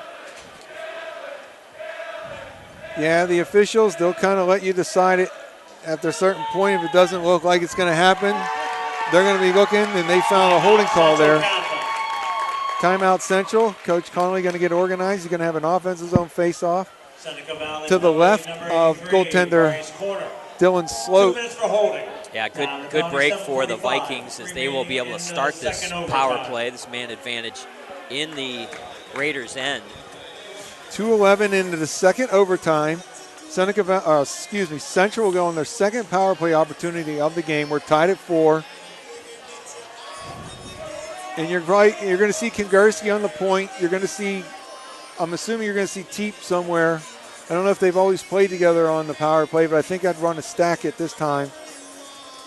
Yeah, Teep will be out here. Ryan Kingerski will probably take the face-off. He's been so good on draws. I guarantee Jake Kingerski will be out there at one of the point positions. We've actually seen Ryan Kingerski on the point. Right. That's why I don't know if he takes the face-off. You see him kind of migrate back to one of the 2 point areas. So Rabel on D, Lipnicki at forward, Watkis on, and also 87 Giovanni Sarashine. So it's going to be Rabel and Watkis on the back line. You're going to have Martin. He'll probably line up in front. You're going to have Jacob Kingerski and Teep line up for now back. Face-off stays in the dot. Won by the Vikings. Back to Teep at the right point. He's going to stay at the point. Now a shot by Jake Kongursky goes to the side of the net and picked up by the Vikings. That's just a bad clearing. He hit his own player right in the butt. Farber over to Jake Kongursky, and Teep can't take the pass. Has to come out and pick the puck up. Back to his own blue line comes Teep. Over to Kongursky. Jake Kongursky over to Ryan. His back pass is a bad one, and here comes a 2-on-1 shorthanded. Here's a chance for Sherasheen, and a good job by Ryan Kongursky to back check. And not draw a penalty. 40 seconds into the power play. Here's Teep. Back the other way with speed through the neutral zone. Ice is not great after playing essentially 2 full periods on it. Here's a chance for Jake. Over to Ryan Kongursky. Shot, and he scores! Ryan Kongursky scores in the power play with 6:51 to go in the second overtime period, and the Central Catholic Vikings come back and win 5-4 over Seneca Valley and advance to the Penguins Cup 3A Finals. Kids, please do not bang on the glass. Well, Kongursky got it near the right dot. He had some time to gather himself. He took a look. He sized it up. He went up over the glove of Sloat. He buried it in the top corner with 1:06 to go on the power play. Central wins it 5-4 in 2 overtime. Goal, scored by number 19, Ryan Kongursky. Wow, Kongursky just a bullet. With an assist to number 4, Jake Teep. Teep gets the assist, and it's a power play goal. 6:51 remaining in the second overtime. Kongursky from Teep at 6:51, a power play goal. Well, just like on Monday night when Indiana won it on the power play in overtime, this time it was Central Catholic getting the opportunity on the power play. And 54 seconds into the power play, it was Kongursky, one of the main threats, leading scorer for the Vikings with 37 points. He buried it up over the glove. It put Central Catholic into the Penguin Cup for the first time since 1999. Let's quickly take a break. You're listening and watching the 2017 PIHL Penguins Cup Hockey Playoff, sponsored by the Tribune Review, only here on the MSA Sports Network. Through Chatham University's integrated degree programs, you can save time and money by earning both a bachelor's and master's degree in fields like physician assistant studies, occupational therapy, and physical therapy. And we are adding a new integrated degree program, a bachelor's in exercise science and master's in athletic training. We also offer over 60 clubs and organizations and 16 D3 men's and women's sports, including men's ice hockey starting in 2017. Learn more at chatham.edu/explore.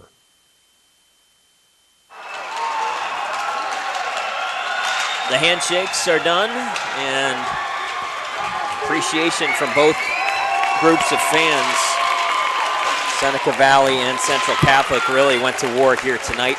The Vikings, the #1 seed, escapes with a 5-4 double overtime victory over the Seneca Valley Raiders. Let's quickly take a look at the Mount Lebanon Ice Arena scoring summary before we take a look at the Chatham University 3 stars of the game. Okay, so in the first period, the only goal scored was by Seneca Valley. It was Ryan Shields, unassisted at the 3:23 mark. Into the second period, it was only 1:54 into the second. It was Chris Lipnicki from Tyler Murphy. Seneca Valley led 2-0. Until at the 9:49 mark, it was Central Catholic's Brian Freivogel getting them on the board on assist from Jacob Bond. 2-1 at the intermission. Early in the third period, it started getting crazy. 43 seconds in, it was Jake Teep from Ethan Farber. And then it was a minute, 10 seconds later, it was Seneca Valley Noah Watkins from Jonathan Flaw. That made it 3-2 Seneca Valley. Then Central tied it quickly thereafter. Unassisted goal by Ethan Farber at the 2:29 mark. Ryan Kongursky got his first of the game at the 3:16 mark when Christian Caparelli and Anthony Perdue assisted. And then Seneca took the lead back when Zachary Broski scored unassisted at the 5:17 mark. We were then tied at 4-4 and went into overtime. In the overtime, the first overtime, there were no goals scored. And at the 3:09 mark of the second overtime, after a holding call at the 2:11 mark, it was Ryan Kongursky on the power play assisted Jake Teep. He took it across the formation. He buried it up over the glove to give Central Catholic the victory, 5-4, in their first appearance in 18 years in the 3A Penguin Cup. They were able to withstand the loss of Ryan Haig and withstand a very game Seneca Valley Raiders team. What a game Anthony Rayco's team played tonight. That is your Mount Lebanon Ice Arena scoring summary. Both teams finished 0 for 2. Excuse me, 1 for 2. 1 for 2 for Central Catholic as they scored the game winner on the power play. Shots, Seneca Valley 0 for 2. Sorry, shots ended up 36-35 in favor of Seneca. Kind of lost track in the overtime the way they added it up, but it was 9-10-9 at the end of 3 for Seneca, 2-6-14, 5-8, 35 for Central. But it was a good one, Steve. Very good. The number 1 seeded Central Catholic Vikings go on and will face the winner of Game 2 here tonight, North Allegheny and Peters Township. We want you to keep it here on the MSA Sports Network. It'll also be another video stream game of the week. Bob Orquist and Lee Moan will bring you all the action here tonight. We got to do stars real quick. Chatham University 3 stars of the game. Number 3 star, Chris Lipnicki, scored the first goal of the game for the Seneca Valley Raiders. I thought he was outstanding here tonight. Number 2 star, Jake Teep, goal and an assist. He has been a Raiders killer here this year. He's got 6 points in 3 games against Seneca Valley. And Ryan Kingerski, your number 1 star of the game, he scores the game-winning goal, has 2 goals on the night. Ryan Kingerski is your number 1 star. Chatham University 3 stars of the game, and that is going to do it for my broadcast partner, Kevin Zielmanski and Chris Lackner on video. I'm Steve Nagler saying glad you could join us. And once again, your final score, Central Valley 5. Seneca Valley 4. Again, keep it here on the MSA Sports Network. We will have the North Allegheny and Peters Township game immediately following. We get the ice cleaned off for you. And again, Bob Orquist and Lee Moan will bring it to you. Again, final score, 5-4, Central Valley in double overtime. You're listening to it all on the MSA Sports Network.